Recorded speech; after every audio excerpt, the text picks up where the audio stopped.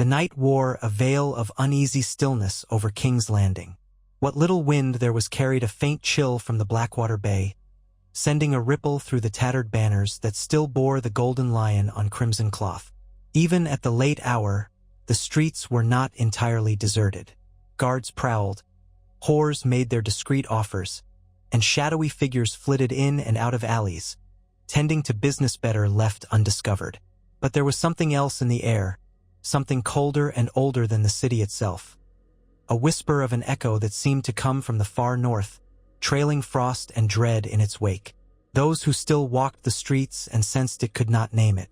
They only pulled their cloaks tighter and hurried for the nearest light. In the royal apartments, Queen Cersei Lannister stood by the flickering glow of a single candle. The flame cast trembling lines across her face, accentuating the hard set of her jaw and the sharpness of her features. She had dismissed her ladies early. There was no one to see her now but the reflection in the polished mirror, and though she might have once indulged in vanity, there was no pleasure in her expression tonight. She was still beautiful, yet that beauty had turned colder. In her eyes lived a new kind of determination, and something akin to expectation. She set a hand against the tabletop, feeling the subtle hum of tension that coiled inside her. Tonight was not an ordinary night. Even the air inside her chambers felt different, as though it was pressing in, waiting for something to happen. She could almost smell the winter in that air, crisp and pungent, bearing the tang of old stories told by frightened children in the dark. Yet this was no children's story, and Cersei was no fearful child. She was queen of the 7 kingdoms, by right if not by universal acclamation. Her crown sat upon her golden hair even now, for it brought her comfort, a reminder that in all of Westeros, there was no name more formidable than Lannister, no house with a deeper capacity for cunning and survival. The war with Daenerys Targaryen had ravaged the realm, but the Dragon Queen and the armies of the North had their own war to fight against an enemy older than any mortal struggle. That gave Cersei time enough to conspire, to maneuver, to remain on the Iron Throne despite all attempts to tear her from it. The black rumor of White Walkers, the tales of dead men marching under an endless winter sky, none of it had shaken her hold on power yet. If anything, it had bought her reprieve. There was a certain satisfaction in that. And yet the letter she had received earlier in the night, passed through the trembling hands of Qyburn, carried an unmistakable aura of finality. Something had changed in the north. There were no specifics, but the dread was palpable between each line, as if the words themselves had been carved from ice, hinting that not only winter had come, but something far beyond winter's comprehension. She closed her eyes briefly and inhaled.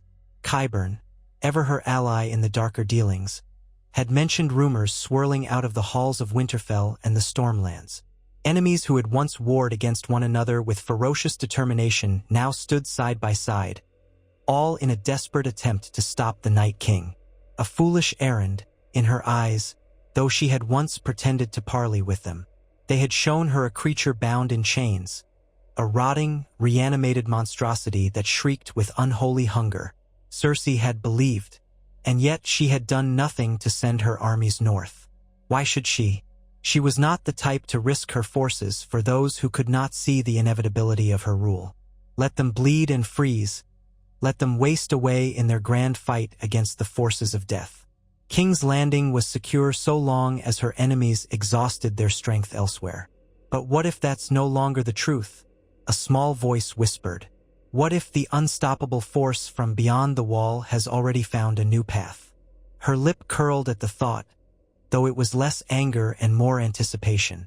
Perhaps that unstoppable force had recognized a kindred spirit, someone who would parley, negotiate, and seal pacts that could shatter the illusions of mortal dominion. Qyburn's words, though carefully couched, had hinted that perhaps the unstoppable had found a way around the living's defenses, that the king of the dead had discovered new methods of infiltration, that he possessed cunning to match his raw power, and that cunning might have found a mirror in Cersei's own. As though conjured by her thoughts, Qyburn stepped into the queen's chambers without warning.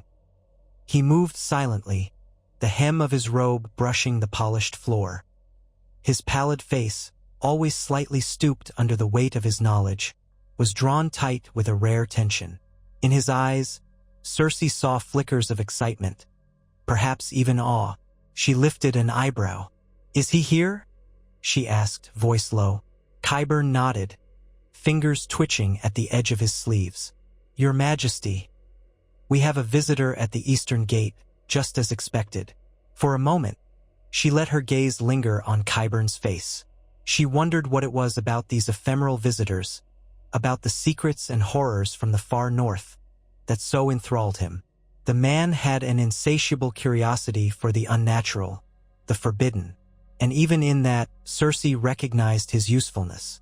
She turned away, took her candle, and walked toward the door. "Stay close," she said, "but do not intervene."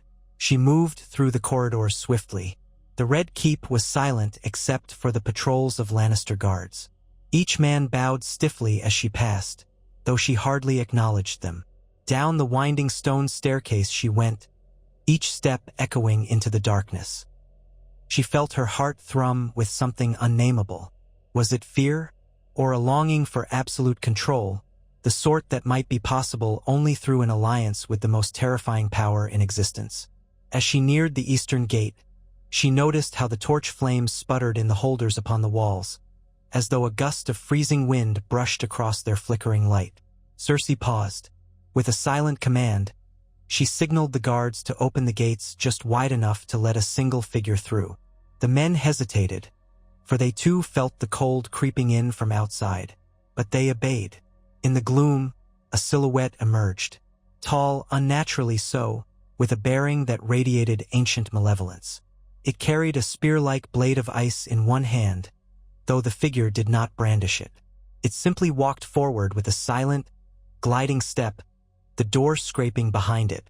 Cersei's hand tightened on the candle, and though she fought to keep her composure, she realized her own breath came faster. Here was the legend, the nameless fear that grew in every dark corner of the north. The so-called Night King. His eyes, glowing a cold and otherworldly blue, flicked over everything in that courtyard. Cersei could almost feel the temperature drop further as he approached. Each guard in that courtyard stiffened, fear etched across their faces, but none dared move a muscle without the Queen's command. The night was so quiet that every soft scuff of the Night King's footfalls on the stone sounded deafening. He stopped within a few paces of the Queen. Torchlight danced over the colorless, crackled flesh of his face, revealing a visage chiseled into a permanent mask of icy death. Cersei swallowed and met his gaze. This, she knew, was not a man, not a mortal entity bound by the usual constraints of ambition or pity or fear. Yet, in the hush, she felt a powerful sense of curiosity emanating from him, as though he were studying her just as intensely. Qyburn stood to the side, so silent and motionless that he seemed like a wraith himself. The guards dared not speak, though each one of them seemed ready to bolt at any moment. "Welcome," the Queen said at last, her voice strong, practiced in centuries-old courtesies. She was no stranger to forging alliances with monstrous men, but never had she faced something so palpably alien. She only hoped he could understand or sense her meaning, if not the words themselves. "I've been expecting you." The Night King did not speak, not in words, yet in her mind there was a faint pressure, a sensation as if the air had turned into a swirl of icy shards. She had heard from Jon Snow and Daenerys Targaryen that the Night King could command the dead with a mere thought. He had broken entire armies, but no one ever spoke of him sending messages, forging alliances. Yet here he stood. With cautious steps, Cersei motioned toward a narrower passageway that led down into the bowels of the Red Keep, where fewer eyes might witness this unholy visitation. She walked without looking back, trusting that he would follow if he so desired. Each step into the darkness seemed to mark a descent into the unknown. The corridor twisted deeper, and torches in the wrought iron brackets hissed as they burned. She led him into a room with thick walls of stone, one of the many chambers that had once been used to store wildfire. The air here was heavy with old secrets, and even the rats had fled some time ago. When the door shut behind them, the silence pressed in. Cersei felt the chill intensify, as though the walls themselves had begun to freeze. Her breath emerged as white mist. "We have enemies in common," she said quietly, her tone resolute. "Those in the north who march to destroy you, the Targaryen queen and her dragons. They would see me removed from the Iron Throne. All of them are aligned. They thought they could force me to join their cause. But I have no interest in pledging my armies to their war, not unless it benefits me." She paused, searching the creature's face for any flicker of understanding. For all she knew, the Night King could be entirely alien, his consciousness beyond mortal comprehension. Yet she had reason to believe otherwise. Rumors passed on the lips of captured whites, gleaned from stray necromantic whispers that Qyburn, with his twisted knowledge, had managed to interpret. In some dark, profane manner, the Night King could strategize. He could plan. He was not simply a mindless instrument of winter's fury. In that hush, she felt that mental pressure again, an impression of a single thought. Agreement. Not approval or subservience, but a kind of acceptance that their destinies intersected. She shuddered, her heart pounding. She had struck bargains with devils before. Her father's cunning, Littlefinger's duplicity, Euron Greyjoy's lust for power. But this was the first time she stood before something so manifestly inhuman.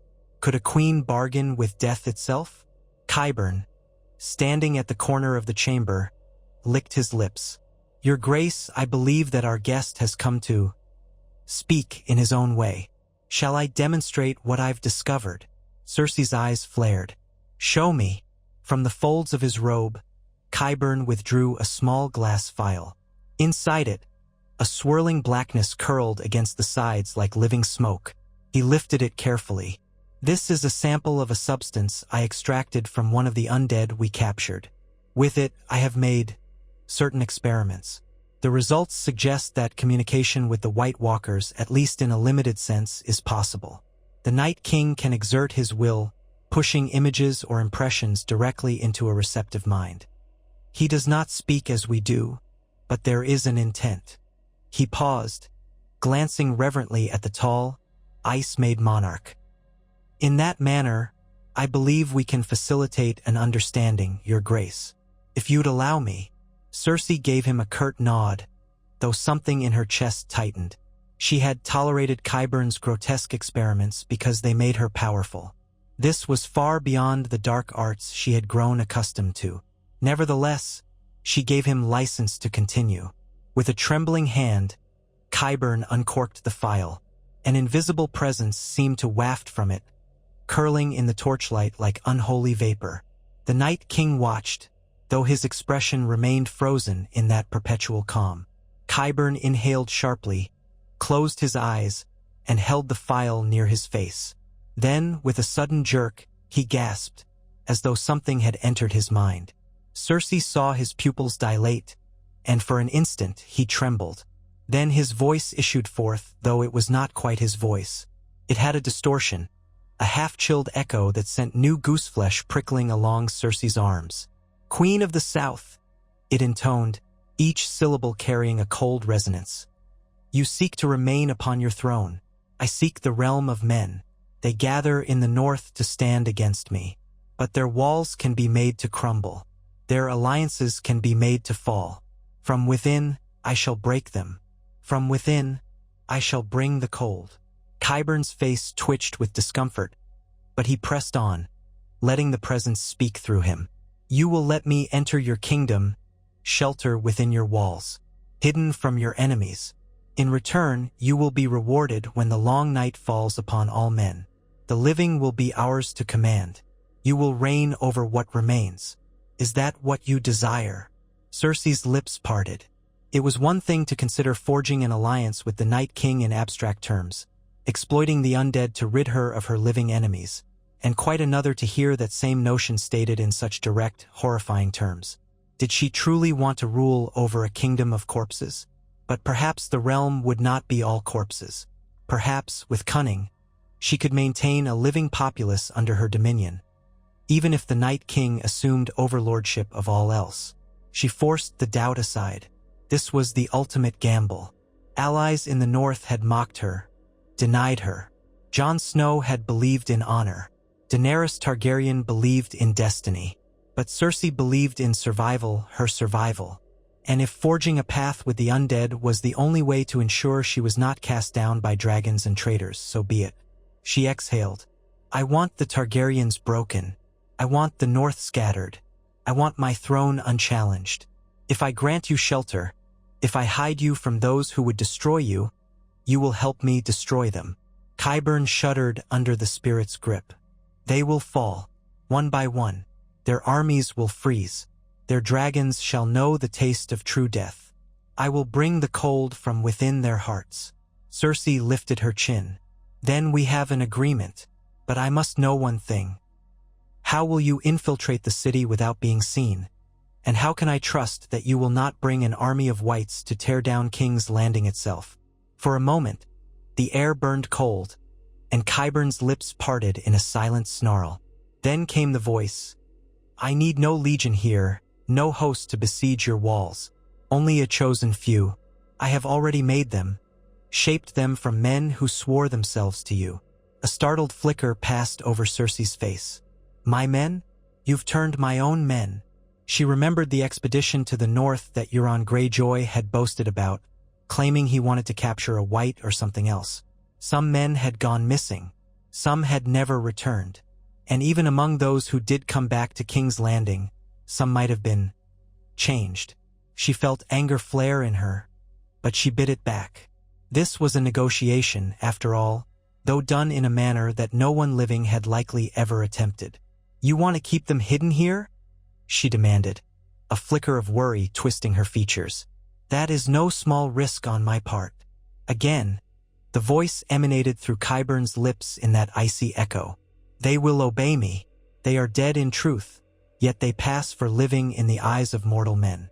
My hand will guide them, one whisper, one moment at a time, and when the time is right, they will open the way. The city shall remain intact. You shall remain on your throne. I have no interest in your seat of power, only in what lies beyond. Cersei realized the cunning behind it. The Night King did not simply want King's Landing destroyed. He wanted it as a vantage point, a place to spread infiltration into the rest of Westeros. Spies that no one suspected were, in fact, undead thralls. A clever plan, if horrifying in its implications. Yet, if it guaranteed her survival, if it ensured Daenerys' downfall, she could abide it. She clenched her fists. When this is over, she said, her voice taut. When the rest of the realm is under your dominion, you will leave me and my kingdom unscathed? Yes, Qyburn spoke, though the Night King's cold inflection persisted. Then, with a final tremor, Qyburn sagged, gasping, the black vapors swirling back into the file. The presence retreated. Cersei noticed the Night King lower his head by an infinitesimal degree. It might have been a nod, or merely a shift in his posture. But then he turned, walking away, vanishing into the darkness of the corridor. He did not linger to debate or to acknowledge the mortal faces around him. Cersei found herself exhaling slowly, releasing a breath she hadn't realized she'd been holding. She was alone with Qyburn in that dread-laden chamber, the hush broken only by the older man's labored breathing. His eyes glittered with an insane curiosity. Your Grace, he rasped. This is an extraordinary development. The possibilities are beyond measure. She turned on him, her expression fierce. Hold your tongue. No one must know of this. Not even my closest advisors, not even the Kettleblacks or any Lannister guards. The price of betrayal is death, and I will make that clear to anyone who suspects. Do you understand? Qyburn bowed. I live only to serve, Your Grace. I will speak of this to no one. Even as she agreed to these words, Cersei's mind whirled with calculations. She had planned to keep a watchful eye on the city, to ensure that if the undead infiltration turned against her, she would have ways to root it out. But that would be a delicate matter. The slightest slip and the entire realm might descend into chaos. Not that chaos was always unwelcome, but she must remain firmly in control of it. She departed that dark chamber and ascended once more into the quieter halls of the Red Keep. Stray guards saluted her with bated breath, none the wiser that the living embodiment of the long night had just passed among them. As she walked, the early hints of dawn glimmered through the high windows. She felt none of the warmth that usually crept into the city at sunrise. Instead, her mind clung to the frost-laced memory of those glowing blue eyes, that silent vow of devastation. She smiled thinly to herself. If the Targaryen queen thought she could march south unopposed once the war in the north was over, she would soon find her path littered with the unsuspecting dead. Days turned into weeks. Rumors drifted into King's Landing about the progress of the war against the Night King's armies in the north. They said Winterfell had withstood an initial assault, but at a terrible cost in lives. They said Daenerys's dragons had engaged the undead in a cataclysmic battle over the Godswood. They said Jon Snow had led sorties to harry the Night King's flank. Yet despite these fleeting victories, the same whispers repeated that the Night King and his horde vanished at times, slipping away like ghosts. Some claimed he had a new plan, that he had discovered a route around the living's defenses. Others dismissed those rumors as desperate scaremongering. Meanwhile, Daenerys and Jon mustered what forces they could, forging alliances with scattered lords who still had men to spare. The conflict had drawn every able-bodied soldier from the south toward the northern front, leaving King's Landing somewhat depleted in raw manpower. Many times, the small folk had petitioned the Queen to send reinforcements, but she had refused. She claimed they needed to defend the capital from Euron Greyjoy's enemies, from roving bands of outlaws, from any threat that might see the city in flames. The truth, however, was much darker. In truth, the infiltration had begun. Quietly, subtly, men who bore no outward sign of corruption took up positions across the city. They did not gather openly but spread themselves in ones and twos among the common folk. Some appeared as newly hired guards, others as sellswords passing through, still others as visitors who settled in the dingier inns. One by one, they formed a hidden web, each undead spy linked by the Night King's will. Every day, Cersei watched them from behind the latticed windows of the Red Keep. She would see a man with dull, slightly glassy eyes pass by a wine merchant. She would notice a woman with an odd gait speaking to a fruit seller in the market. To any other observer, these were just tired, worn travelers. But Cersei recognized them for what they were. The city's thrums of life carried on, ignoring these subtle intruders, never suspecting that death had insinuated itself into their midst. She did not trust them in the slightest. Each night, she consulted Qyburn, demanding updates on the infiltration's progress. He would show her maps with little marks indicating the suspected locations of the undead watchers. And he would speak with that quiet excitement, explaining how he had devised ways to detect the lingering presence of the whites. They are not wholly invisible to the trained eye, he told her, for they do not bleed and have no warmth in their skin. If I had the manpower, I could systematically root them out. But Cersei would always shake her head. That would defeat our entire purpose, she would say. We need them to remain hidden. If I wanted to purge them, I would have sent the mountain to crush their skulls the moment they crossed the city gates. Qyburn would bow humbly, though she still saw the disappointment in his eyes at not being allowed to dissect such specimens at will. During the day, Cersei managed affairs of state, dealing with the city's grain shortages, with petty squabbles among lesser nobles, with the unpredictable machinations of Euron Greyjoy, who still pranced about claiming he would bring her the world. She maintained the semblance of normalcy, all while a silent army of the dead nested in her capital. The precariousness of it all tested her composure. Often, she recalled the exact frigid glint in the Night King's eyes. Had she made a pact with a being so far beyond human comprehension that her illusions of control were mere vanity? A small part of her whispered that she might have damned them all.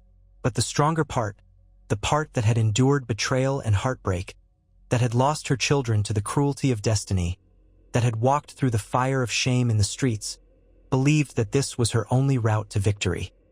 She would not be dethroned again. Weeks rolled into months. The cold began to creep southward, with the nights growing longer and the air acquiring a sharper bite. The common people muttered about winter's fury descending at last. Snows dusted the crownlands, an unheard-of phenomenon in living memory. But the climate was the least of the city's troubles. Mysterious disappearances began. Dockworkers vanished, re-emerging days later with the same glazed expression. Street children were occasionally discovered huddled against a wall, unresponsive and ice-cold. Cersei took note of each incident, verifying whether it was the Night King's design or mere happenstance. She could not be sure if he was building his numbers or simply expanding his network. But rumors flared. Ghost stories about whites in the alleyways, about silent watchers who never blinked. Cersei's own soldiers were beginning to get spooked.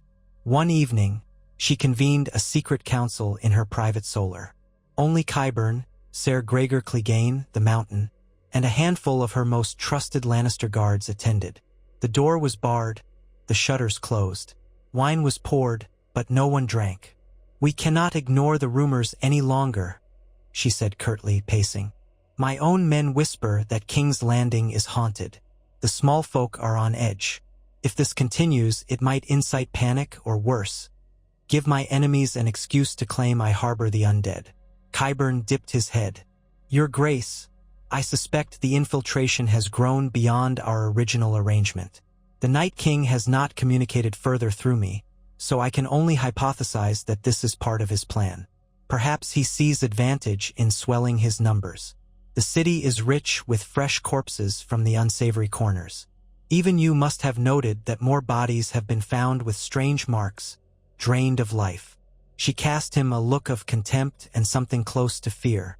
"Of course I've noted, but how do we keep it contained? I will not have a city of whites, Qyburn.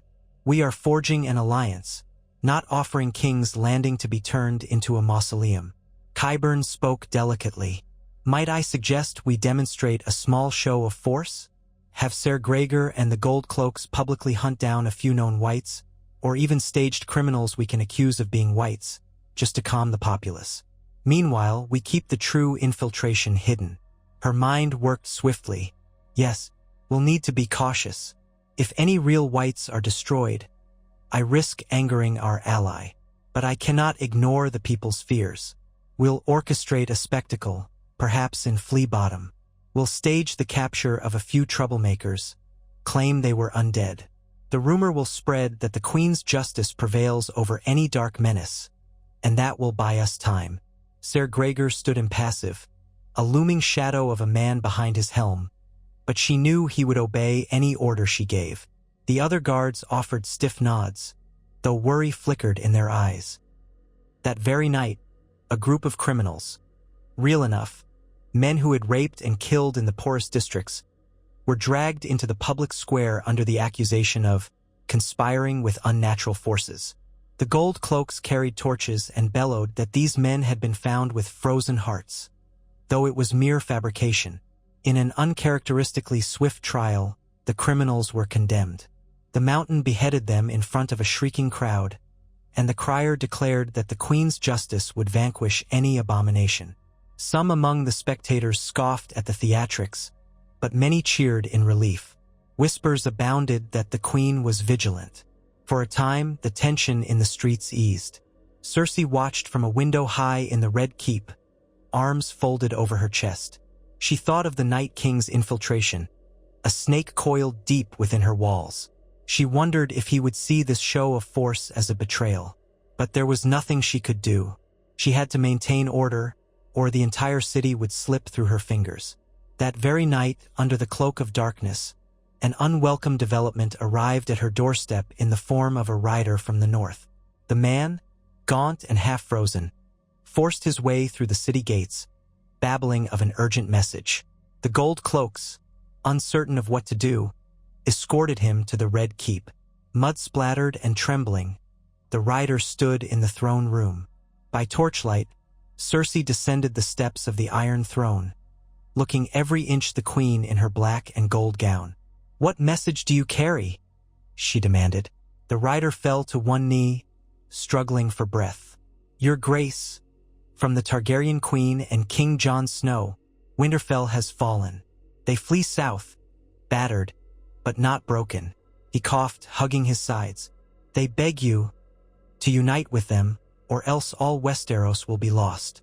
The words echoed through the high vaults of the throne room. A sudden hush fell.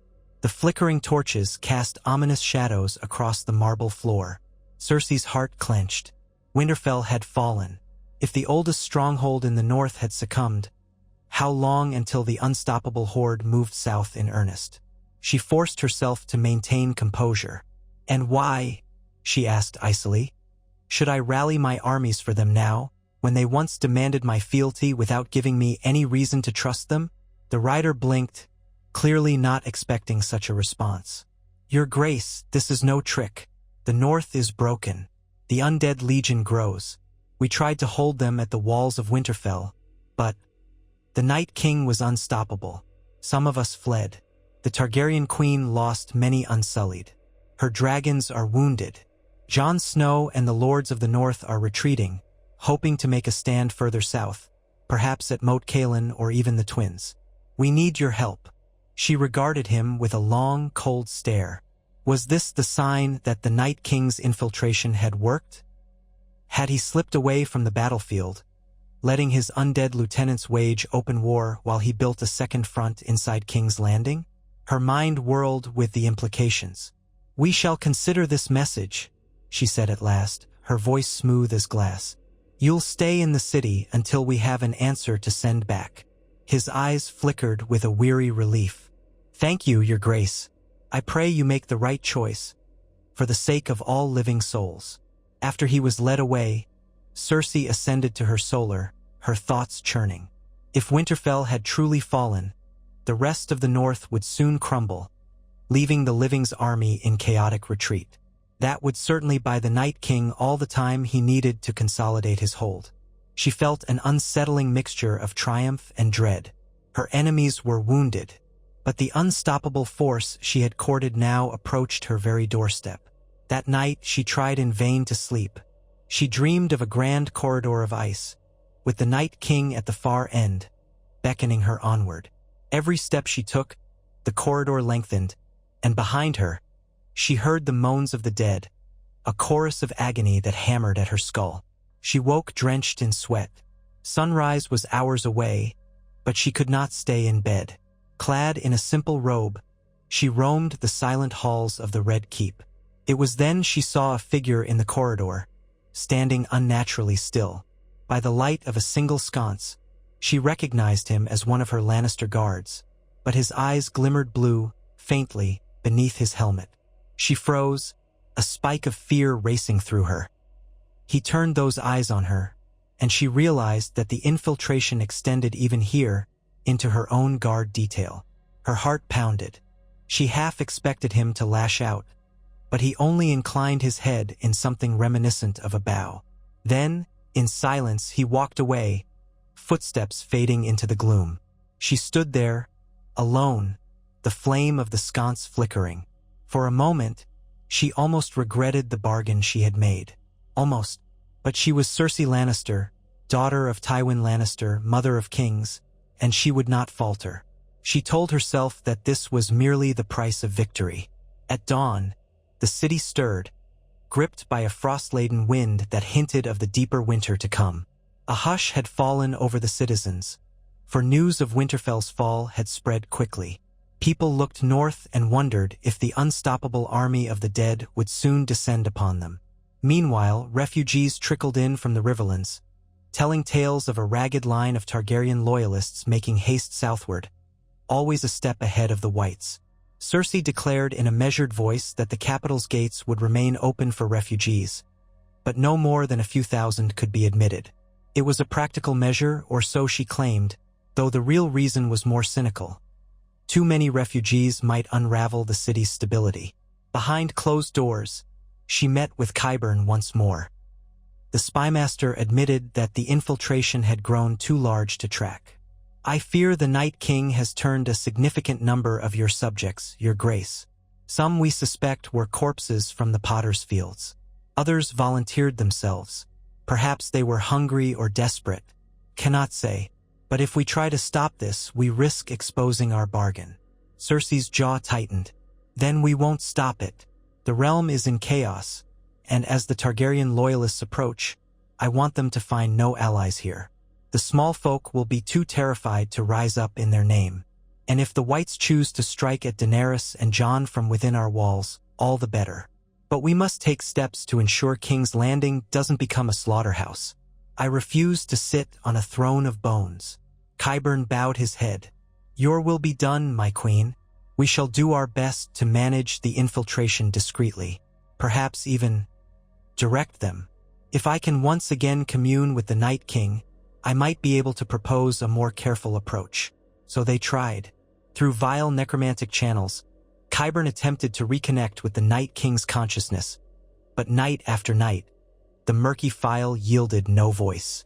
It was as though the Night King no longer needed to speak with them, or no longer cared. The infiltration spread as the days passed, and the lines of the living advanced closer, battered by the unstoppable wave of winter behind them. The Targaryen Queen and King Jon Snow were marching south as quickly as they could, hoping to fortify the Trident, then Harrenhal, then eventually, in the worst scenario, King's Landing itself. The realm was collapsing in stages. At last, the day arrived when the Targaryen-led forces stood near the capital. The once proud hosts of the North, the Vale, and the Stormlands were now a battered conglomeration of survivors, each face lined by sorrow and fatigue. Yet Daenerys Targaryen herself remained unbroken. She had 2 dragons left, though both were wounded, scarred by undead frost and spears. Jon Snow stood at her side, grim and determined. Together, they rode up to the city gates under a white flag, demanding an audience. Cersei received them in the throne room, making sure to surround herself with gold cloaks and the horrifying presence of the mountain. She wore her crown, her posture regal, exuding the confidence of someone untouched by the disasters ravaging the north. Daenerys wasted no time. "Your Grace," she said, voice weary but resolute. "The enemy we warned you of has come. Winterfell is lost. The north is overrun. But we still have a chance if we unite. The living must stand together, or we will all fall." Jon Snow nodded. "We know you have reason not to trust us, but this is beyond petty claims. The dead do not care who sits the Iron Throne. They come for all of us. Please, we ask that you aid us. Help us fortify the city, gather any remaining forces, and stand against the Night King." Cersei studied them both. She could see the toll on Daenerys' face, the heartbreak at losing so many of her forces. Jon Snow's eyes gleamed with desperation. He had always been straightforward, so easy to read. The entire throne room listened in tense silence, from the gold cloaks to the lords who had remained loyal to the crown. After a pregnant pause, Cersei forced a pained expression onto her face. "I am sorry for what happened in the north," she said, her voice holding a tremor of apparent sympathy. "Truly I am. But King's Landing has its own troubles. You speak of the dead marching south, but we have seen no sign of them here. My people clamor for bread, for protection from outlaws. The city can scarcely feed the refugees that continue to arrive." Daenerys bristled. "Do you deny that the Night King marches toward us?" "Not at all," Cersei replied. "I only question whether there is anything more we can do than wait behind our walls. My armies are depleted from the wars. You have 2 dragons, and I am told they can still burn entire battalions. If you believe you can stop the dead, then do so." She let a flicker of cold amusement dance across her face. "Unless you truly need the lion to roar alongside the dragon and the wolf." Ser Davos, standing behind Jon Snow, cleared his throat. "We cannot fight this battle alone, Queen Cersei. Even with dragons, the undead are too many. They come in such numbers that one city cannot hold them all back. We must combine forces." Her gaze flicked to him. "And if we do you vow to lay aside your claim to the throne, Daenerys Targaryen? To bend the knee, as you demanded of so many others?" Daenerys' face tightened. "I have not come to debate the Iron Throne. There will be no 7 kingdoms left to rule if we fail here." Cersei seized upon her hesitation. "Then you cannot guarantee that you will not usurp my throne once this threat is dealt with?" She spread her hands, feigning sorrow. "I would be a fool to let you inside my city walls with an army and 2 dragons, only to find myself deposed before the final blow is struck against the dead." Perhaps I am too cautious, but the last time I parleyed in good faith, I was told the same story. Look what became of that. The tension in the hall was palpable. Jon Snow's hand rested on the pommel of his sword, though he did not draw it. Daenerys exchanged a look with him, frustration etched in her features. Then she turned back to Cersei. We will make a pact of neutrality. For the duration of this war, I will not challenge your claim. When the Night King is defeated, we will return to this question. Cersei glanced at her lords. Many shook their heads in disapproval, but Cersei herself pretended to consider. Very well.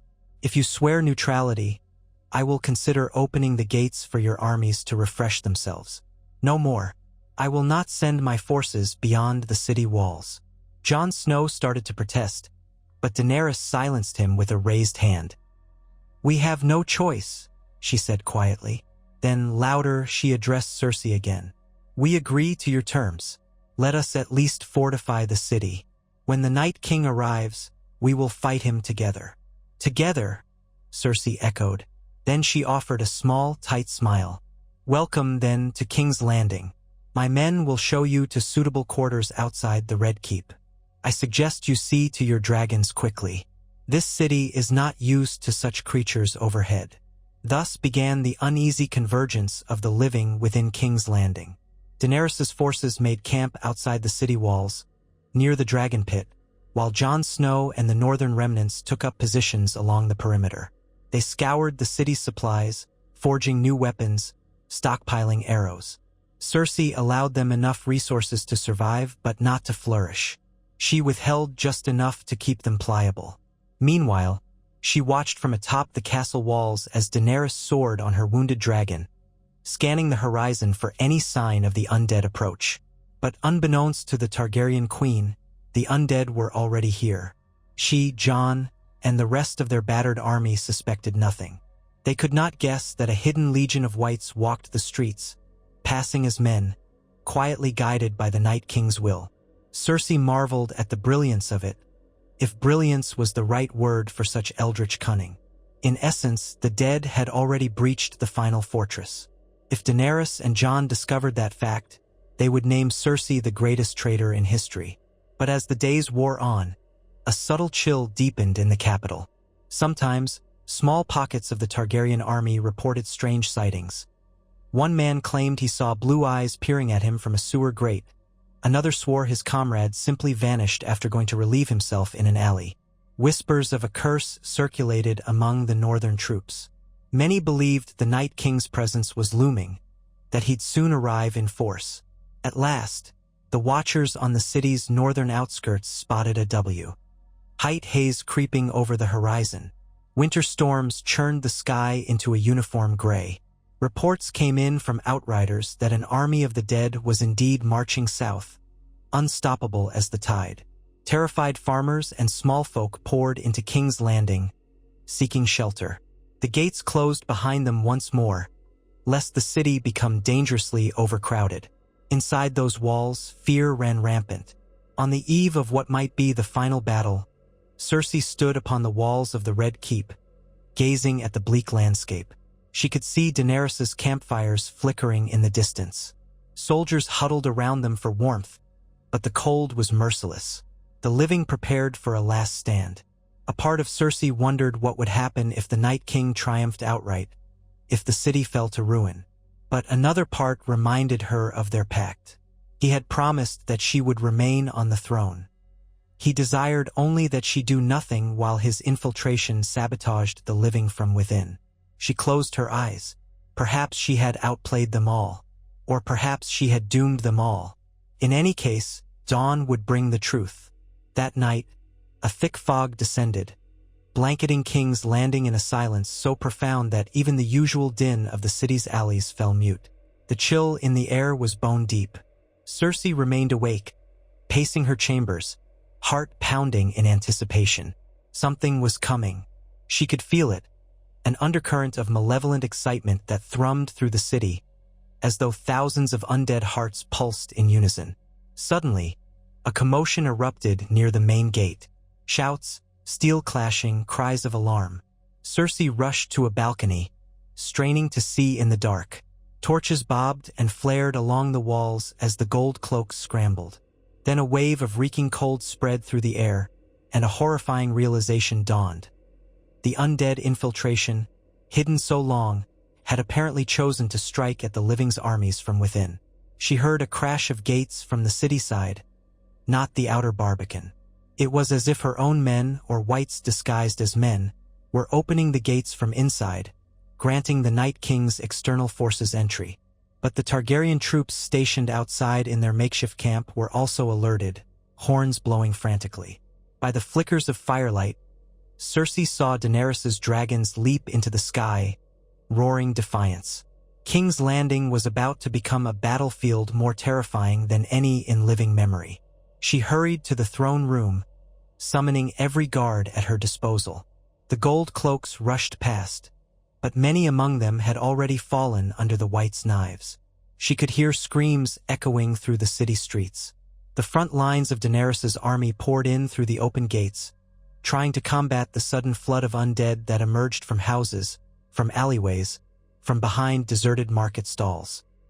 Blue-eyed thralls that once looked like ordinary citizens now launched themselves at living soldiers, tearing them apart with inhuman strength. Frost crackled across the cobblestones. Flames leapt high where city blocks caught fire. Above, a dragon shrieked.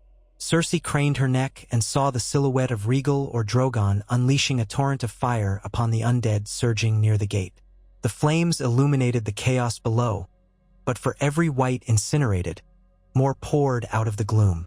In the heart of the storm, amidst the swirling snow and smoke, she glimpsed a figure on the back of another dragon, but it was no living creature. The beast's flesh hung in tatters, its scales rotting and dripping with icicles. The rider was tall, crowned by horns of ice. The Night King, having turned one of Daenerys's dragons after the battle in the north, commanding it now to lay siege to the capital from above. Cersei felt a pang of real, mortal terror. The city that she had claimed to defend was about to become a frozen hellscape. And though she had struck a bargain with that monstrous king, she had no illusions that a being of such ancient malevolence would keep faith with a mortal queen forever. She wanted to believe that he would let her remain on the Iron Throne, but the devastation unfolding in the streets told another story. Yet she could not yield. She had cast her die the moment she forged this pact. Ser Gregor loomed at her side, ready to defend her. Qyburn appeared, trembling, blood staining his robes. "Your Grace," he gasped. "The infiltration has grown beyond control. They are turning the city into a slaughterhouse. Even the living that remain loyal to the Night King have begun to kill indiscriminately." Cersei stared at him, hair wild. "He promised to spare me and my rule. Where is he?" Qyburn shook his head frantically. "The last we saw, he was in the skies, waging war against the dragons. But they say he can be anywhere at once, controlling his thralls with a single thought. The city is lost unless we do something." She clenched her fists so hard her nails bit into her palms. "We do nothing." Her voice came out harsh, trembling with suppressed rage. "If Daenerys wants to burn the Whites, let her do it. Let Jon Snow's men die. I'll remain here. The Red Keep stands." But even as she spoke, a sudden crash shook the foundations of the keep. From the corridors leading to the courtyard, Whites poured in. City guards turned undead, Sellswords, even a few Lannister soldiers with that terrible blue glow in their eyes.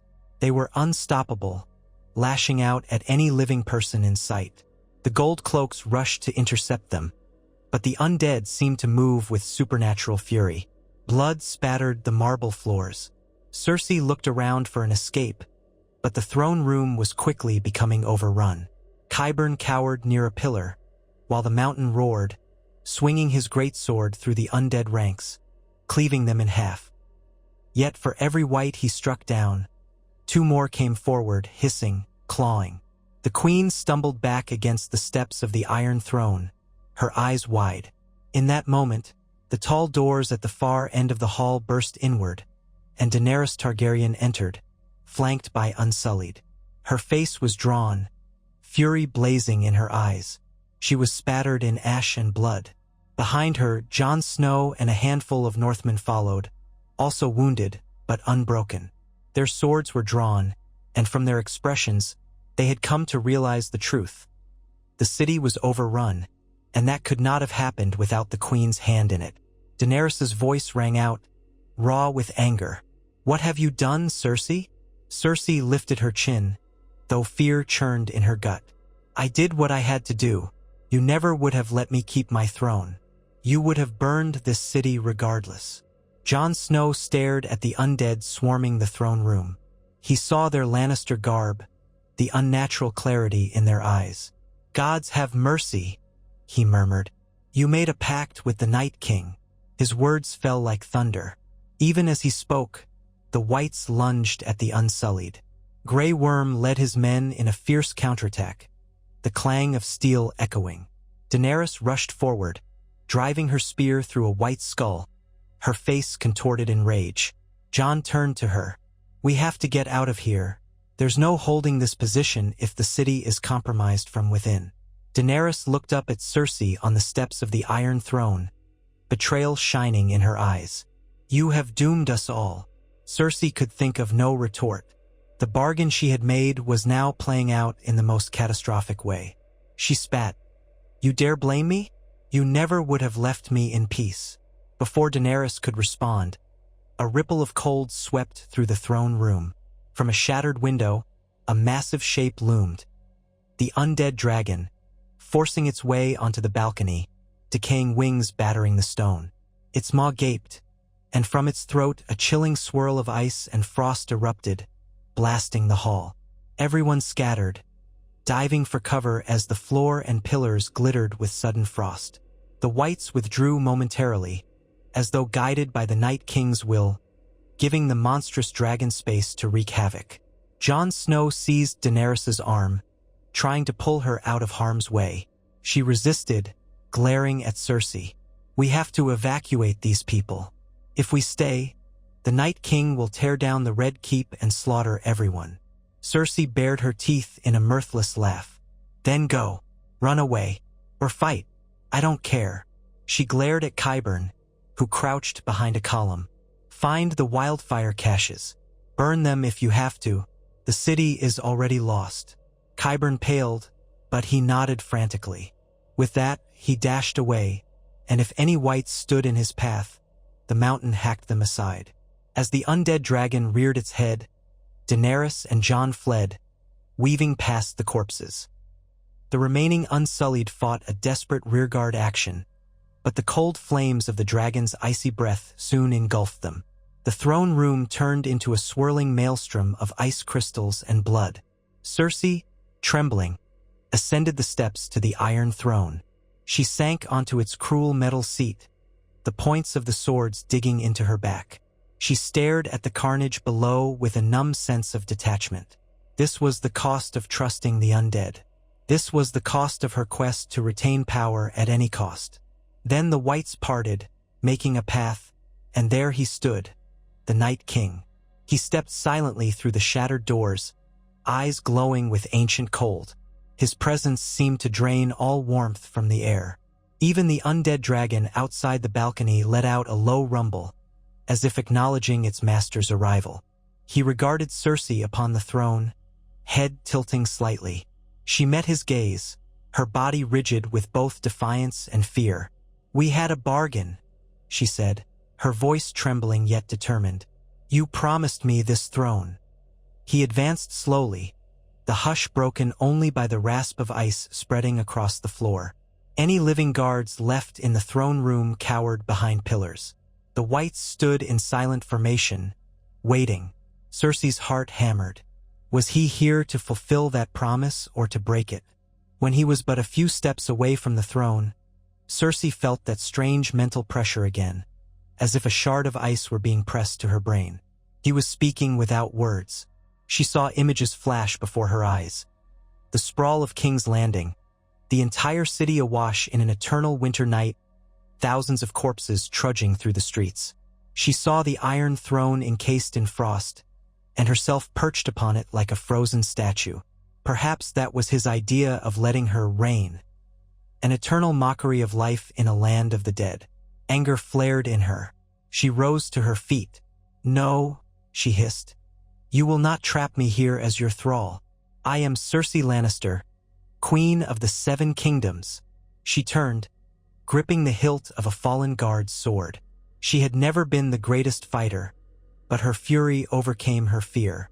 She lunged at the Night King, the blade aimed at his heart, or where she assumed his heart lay. He did not move. The sword struck his breastplate of icy armor, shattering on impact, sending shards of steel scattering across the floor.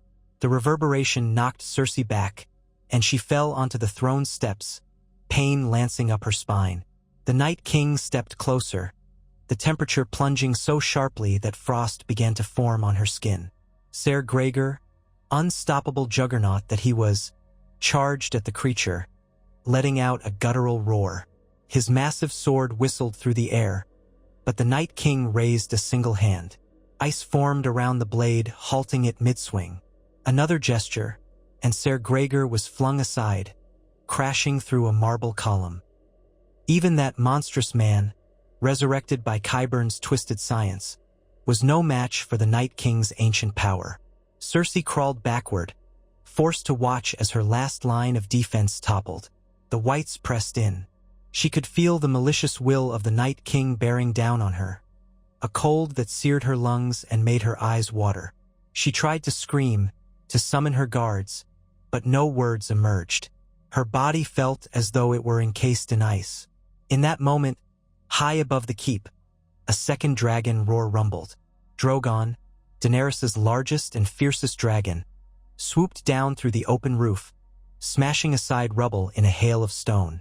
The beast unleashed a torrent of flame that cascaded across the throne room, incinerating scores of whites in an inferno of orange and red. The scorching heat clashed with the Night King's frost, sending steam billowing everywhere. Amid the swirling vapor, Daenerys herself leapt from Drogon's back, accompanied by Jon Snow. Both carried dragonglass weapons. Jon rushed forward, hacking at the undead throng around Cersei. Daenerys hurled a spear of dragonglass at the Night King, who turned and batted it away with contemptuous ease. The swirling melee became a blur of fire and ice, living and dead. Drogon's flames hammered at the Night King, but each gout of flame only forced him back a step. He showed no sign of burning or melting. Cersei lay on the steps, half frozen, half scorched by the heat, her mind reeling.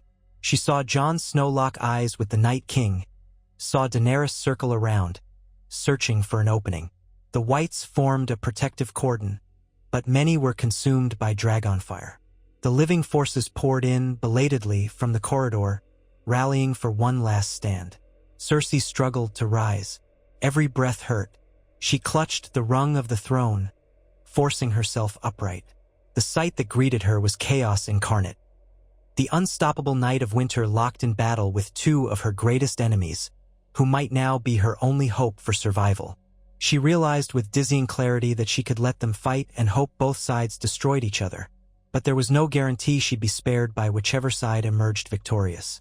Jon Snow darted past the Night King, drawing him into an exchange of blows. Their swords clashed, Valyrian steel against ice. At the same time, Daenerys circled from behind and thrust a dragonglass dagger at the Night King's spine. The blow struck true, or seemed to, but the dagger shattered, leaving the Night King unfazed. In an eye blink, he whirled, sending both Jon and Daenerys sprawling with a sweeping arc of his frosty blade. In that moment, as Cersei teetered on the edge of total despair, a single thought pierced her mind: wildfire. Qyburn had gone to ignite the caches. If the Night King remained here in the throne room, if the entire keep was laced with wildfire beneath the floors, she recalled the Mad King's plan to burn them all, how the city was riddled with hidden caches. Was she prepared to do it? To unleash that final conflagration, destroying the Red Keep and possibly the Night King with it? She glanced at Jon and Daenerys, battered but still defiant. Drogon shrieked, unleashing more flame, the air a haze of steam and ash. The entire throne room might collapse at any moment. The Night King advanced, raising his icy blade to deliver a killing blow to Daenerys. Jon lay nearby, dazed, trying to struggle to his feet. Cersei made her choice. She grabbed a torch from a bracket on the wall. The handle burned her palm, but she didn't care. Her hair whipped around her face as she limped forward, half mad with desperation. If she ignited the wildfire hidden under the throne room, it would kill everyone here, including the Night King, possibly herself as well. But it might be the only chance to keep him from turning the entire city into a necropolis. Better ashes than an eternal night ruled by the dead. She stumbled down a side passage, following the faint lines on the floor that marked secret channels to the wildfire caches.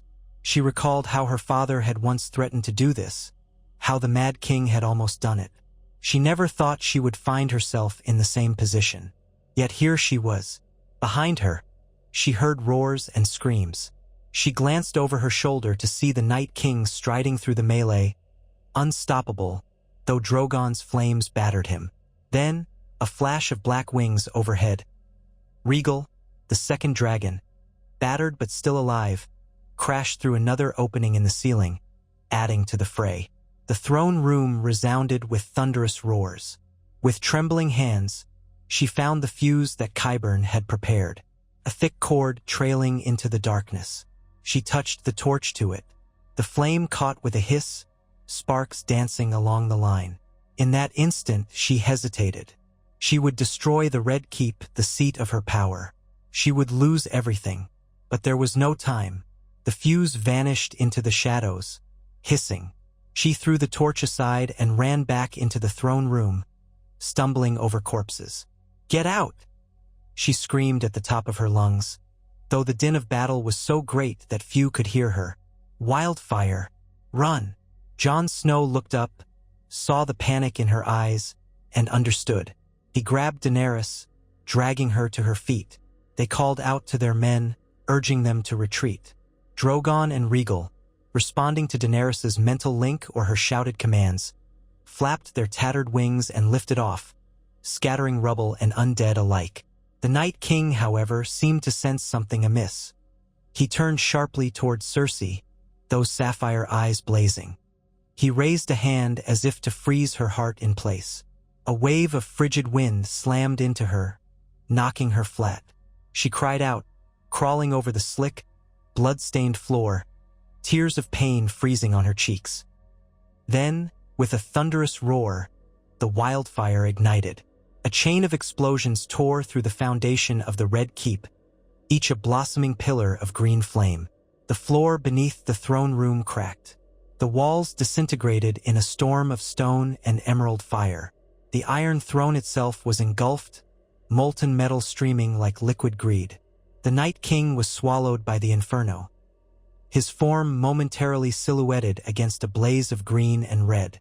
Cersei felt a blast of heat and cold all at once, as if the forces of death and flame wrestled in midair.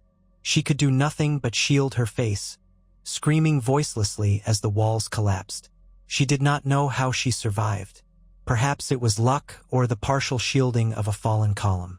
When she opened her eyes, choking on dust and smoke, the roof was gone, open to a night sky streaked with swirling snow and ash. Fires raged throughout the city, and she could taste the acrid tang of burning flesh. The Iron Throne was no more than a twisted slag of molten metal. The pillars lay in ruins. Where the Night King had stood, a massive crater burned, the wildfire still spewing green flame. She saw no sign of him. Could he have been destroyed? Jon Snow and Daenerys stood nearby, both battered, Daenerys leaning on Jon for support. Drogon and Regal circled overhead, keening mournfully. The few survivors, both northern soldiers and gold cloaks, stumbled across the wreckage, eyes wide. Cersei tried to speak, but coughed on the thick smoke. She managed to croak, "Is he dead?" Jon Snow looked at her, his expression a mixture of pity and disgust. He shook his head slowly. "I don't know." Daenerys's eyes blazed with tears. "Look at what you've done. You unleashed this horror upon us, and you destroyed the city to stop it." She coughed, wiping soot from her face. "Was this all so you could keep your throne?"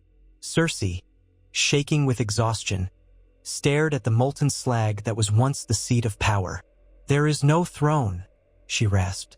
"There is no city left to rule." A silence fell, broken only by the crackle of flames and the distant shrieks of wights still roaming the streets. Then, from somewhere beyond the rubble, there came a deep, resonant crackling sound. Everyone froze, hearts hammering. Through the swirling smoke emerged a shape wreathed in frost. The Night King stumbled forward, ice-sculpted armor blackened by soot, cracks spiderwebbing across his skin. He looked wounded, yet he still lived or existed in some unholy sense. Jon and Daenerys tensed, raising their weapons. But the damage from the wildfire was evident. The Night King's left arm hung limp, and the once unbreakable ice blade in his grasp had been partially shattered. Lines of fractures ran through his chest, shining with an unearthly blue glow. He emitted a low, guttural noise that might have been pain, or merely anger. The surviving wights in the vicinity turned to converge on him, attempting to defend or support their master. Jon Snow held Longclaw, the Valyrian steel sword, and Daenerys clutched a fresh dragonglass spear taken from a fallen Unsullied. Their eyes met, communicating a single desperate plan. Attack together, end this here and now. With a battle cry, Jon charged. Daenerys followed suit. The Night King raised his remaining strength, summoning a gust of icy wind that momentarily halted their advance. But he was weakened. Slowly, the two overcame the gale, pressing closer. Then, in a final convergence of fate, Jon spun behind the Night King, slashing with Longclaw at the cracks in the icy torso. Daenerys leapt in front, driving her spear under his breastplate. The combination of Valyrian steel and dragonglass, both anathema to the ancient magic animating him, struck at the moment of his greatest vulnerability.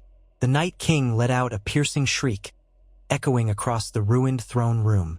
Frost exploded outward, shards of ice flying in all directions. Cersei flung up her arms, feeling razor-sharp fragments slice her skin. When she lowered her arms, the Night King was gone, reduced to a scattering of snow and ice that drifted on the wind. The remaining wights collapsed where they stood, inert husks. A hush descended. Jon collapsed to one knee, gasping. Daenerys slumped against a broken pillar, tears mingling with soot on her cheeks. The city was aflame, half its population likely dead or turned. The Red Keep lay in ruins. Yet the Night King was no more.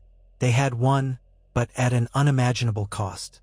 In the flickering light of the dying fires, Cersei Lannister, burned, bloodied, and near delirium, pushed herself upright. She looked at Jon and Daenerys across the wreckage. The stench of death and smoke choked the air. Slowly, with tortured movements, she tried to stand tall. "I am the Queen," she muttered, as though reciting a memory. She tried to cling to the remnants of her power, but the city was in ruin, and her throne a molten relic. Daenerys regarded her with a look that was almost pity. Jon Snow looked away. He knew the city would never accept Cersei again, not after this catastrophe. The survivors of King's Landing, those who had not fled or died, would blame her for inviting the undead into their midst. No alliances, no family name could shield her from the wrath of the realm now. Cersei staggered, her gaze sweeping across the devastation.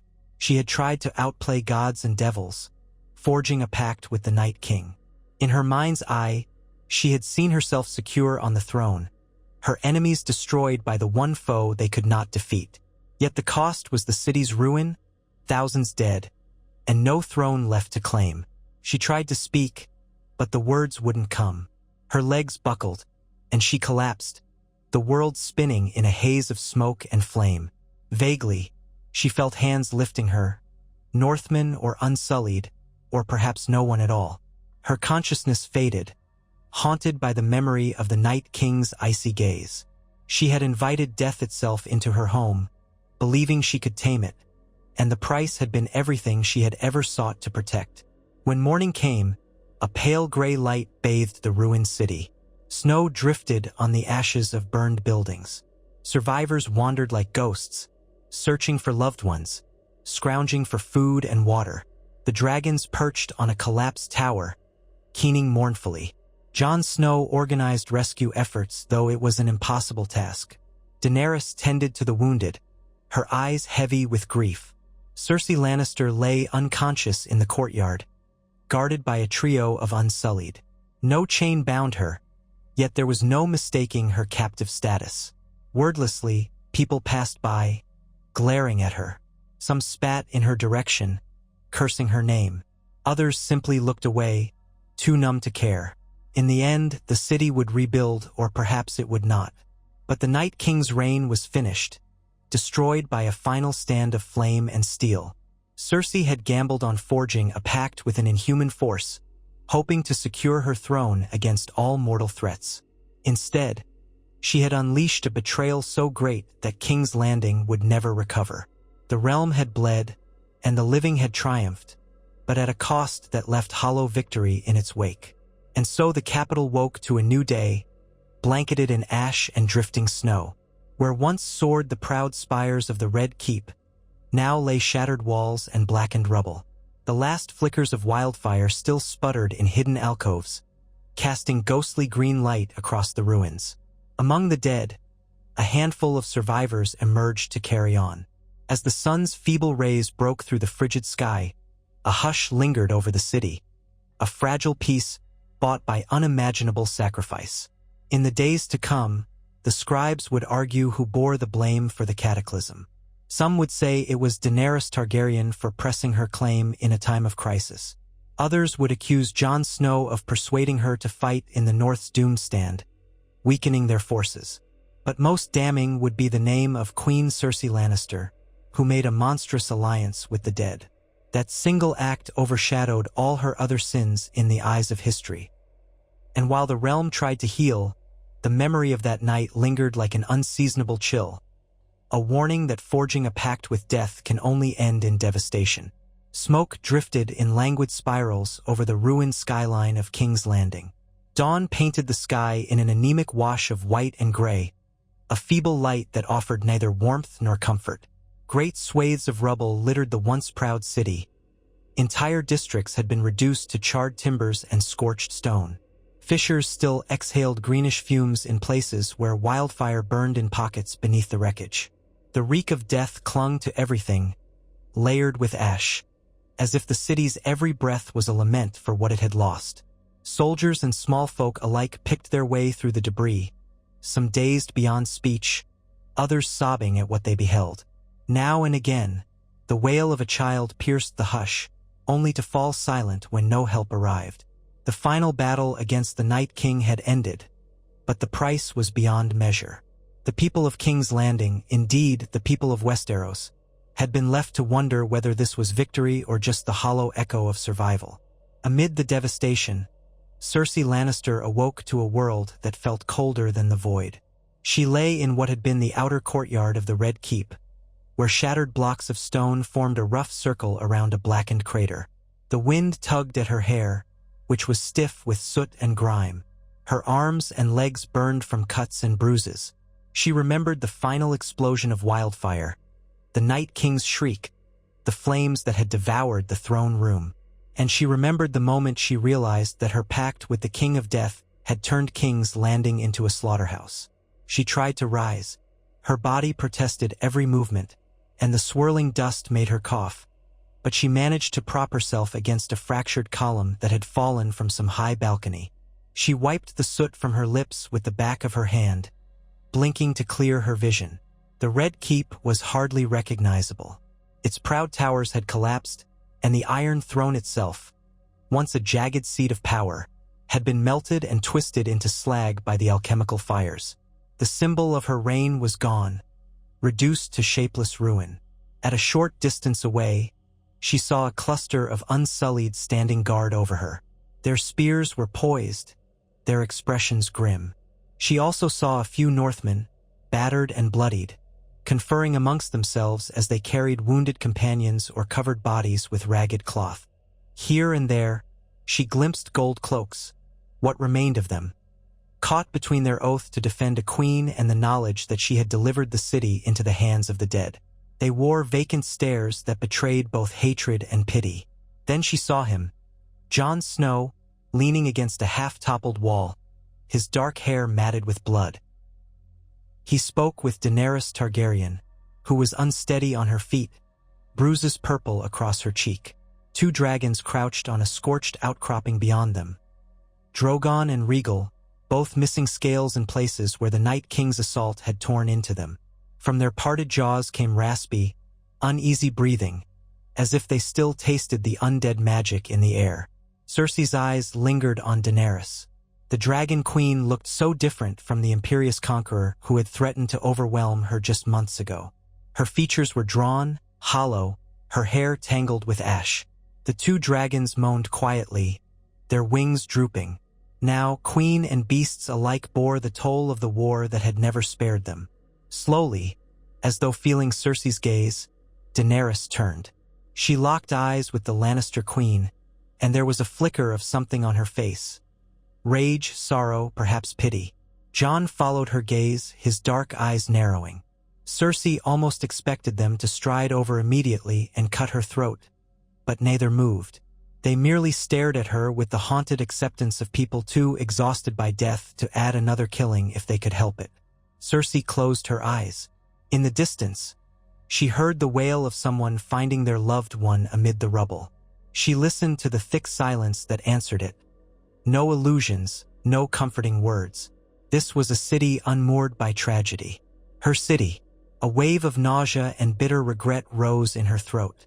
She had once believed that forging a pact with the Night King would be the cunning stroke that saved her rule. Now all she had ruled was ruin. Eventually, footsteps crunched over shards of stone. She opened her eyes again to see that some of the Unsullied had approached her. Their leader, Grey Worm, held a short spear. He stared impassively, the side of his face singed, a raw wound across his forehead. She thought she saw, behind the stoicism, a barely contained fury. She had orchestrated the infiltration that had killed many of his fellow Unsullied. The Whites and hidden undead had wreaked havoc in their ranks. "On your feet," he said curtly, his accent hard-edged. She tried to push herself upright, but found she lacked the strength. Two of the Unsullied hoisted her up, not gently. She gasped at the pain in her ribs. When she pressed a hand to her side, her fingertips came away bloody. The wound might be from falling debris or a glancing blow from a White's blade. She could hardly remember. They half-dragged her across the courtyard, taking her toward Jon and Daenerys. Along the way, Cersei caught sight of Qyburn's corpse pinned under a broken balustrade. His expression was a mask of terrified wonder, as though the last moments of his life had been spent marveling at the horrors he had unleashed. Nearby, Ser Gregor lay in a twisted heap, his massive body contorted, the flesh peeling from his face. Even he had not survived the final conflagration. The unstoppable mountain was now just another broken relic. The Unsullied shoved her forward. She nearly collided with Jon Snow, who stepped back with a grimace. Up close, she saw how haunted his eyes looked, ringed by exhaustion. Daenerys, for her part, was silent. She wore a torn cloak, and dried blood clung to her hairline. When she spoke, her voice was rasping. "Do you have any idea what you've done?" Cersei's lips trembled. She wondered if she should try to salvage dignity, but she could not muster the old arrogance. Not with the city in ashes at her back. Not with the stench of burned corpses in the air. "I protected my throne," she whispered, but there was no conviction in her voice. "You would have destroyed me, you and your dragons." Daenerys's eyes blazed. "You invited a power into Westeros that would have destroyed everything alive. You handed the Night King a path inside these walls." She turned and gestured at the burning city. "Look around you. Is this your victory?" Cersei shuddered, but did not speak. Jon Snow drew a ragged breath. "We can settle blame later. For now, we must help the living." He looked at Daenerys, then at the black smoke coiling over the rooftops. "We need to search for survivors, bring in what healing we can. The city is in chaos. The undead threat is gone, but the fires aren't." Daenerys did not take her gaze off Cersei.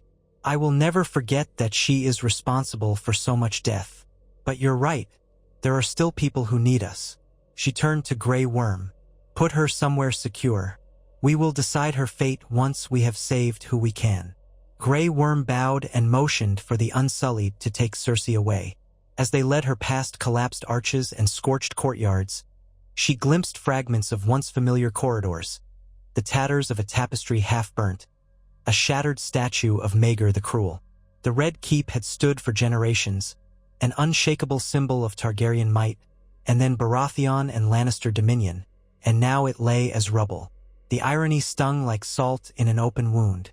They deposited her in a small, half-intact watchtower near the southwestern edge of the keep, a place that might once have been a guard's lodging.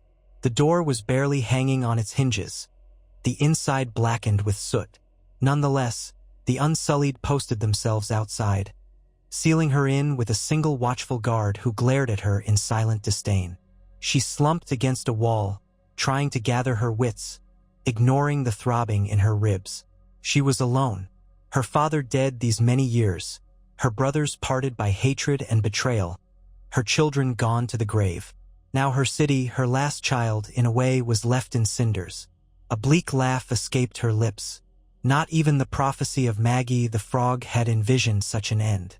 There was a grim finality to it all that made her want to weep, but she found no tears.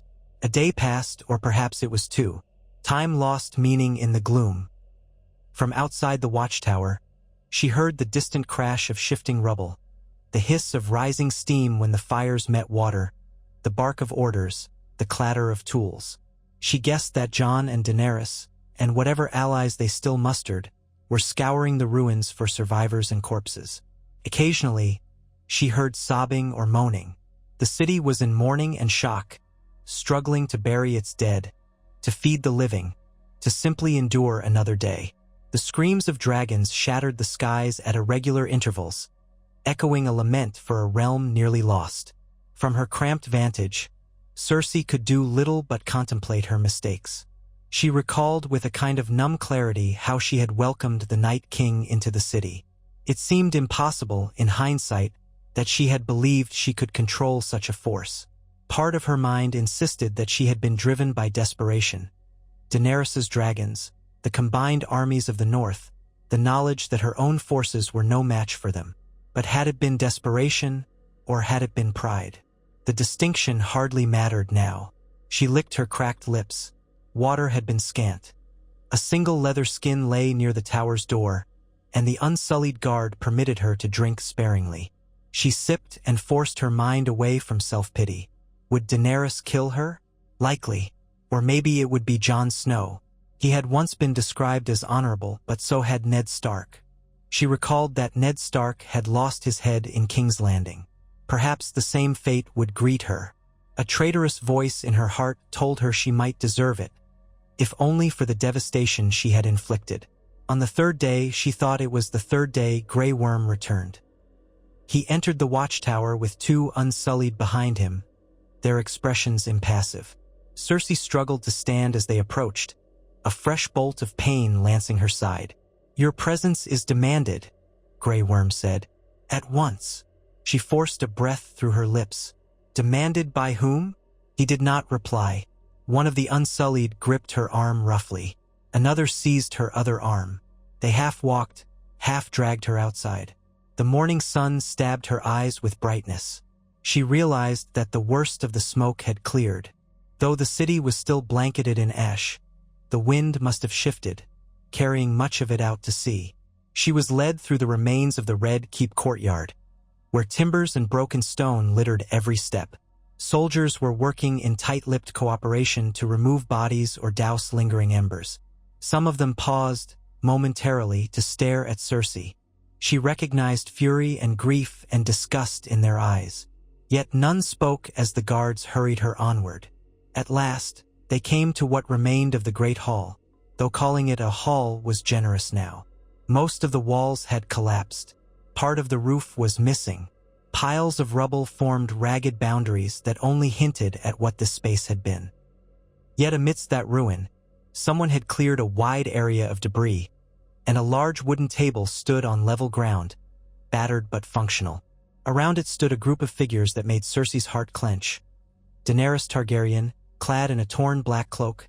Jon Snow, who looked pale, a bandage wrapped around his left arm.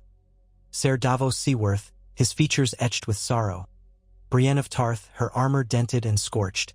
And further to the side, Jaime Lannister, leaning on a makeshift crutch, his golden hand glinting in the hazy sunlight.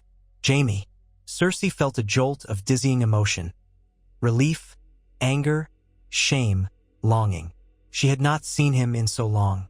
She recalled the night he had walked out on her, determined to join the Northern cause, to fight against the White Walkers. She had let him go in a rage of betrayal. Now here he stood, battered but alive. He did not meet her eyes. Others were present as well. Tyrion, haggard and grim, a streak of ash across his face. Varys was nowhere in sight. Cersei could only guess at his fate. Sandor Clegane, the Hound, loomed near the rubble, a scowl twisting his scarred face. A handful of Northern lords and Vale Knights lingered behind Jon, and a scattering of Daenerys's advisors. Missandei was absent, presumably lost in the battles that had raged, or perhaps she was in the city aiding the wounded. Cersei did not see her. Grey Worm pushed Cersei forward. Daenerys lifted her gaze from the table, where a makeshift map of the city had been laid out, sketched on parchment with charcoal. She regarded Cersei with an unreadable expression. "Leave us," she said to Grey Worm, though her voice carried enough volume to reach the other unsullied. "But post men at every entrance, and please send for a maester. If she bleeds out before we speak, that serves no one." Grey Worm bowed stiffly and led his men away. Cersei found herself in front of the table, with these battered leaders staring at her. She felt the old urge to lash out with scorn, to posture as the Queen of the Seven Kingdoms, but she did not have the strength. She looked around for Jaime, but he kept his gaze on the ground. Daenerys spoke first. "We have over 10,000. Dead in this city alone, yours, mine, the small folk caught between. The entire north has been ravaged by the Night King's approach and the battles that followed. Winterfell is fallen. We have only scraps of armies left, and 2 wounded dragons." She paused, letting the words hang in the air. "What do you have to say for yourself, Cersei Lannister?" Cersei swallowed hard. Her voice came out cracked. I believed that forging a pact with him would save me.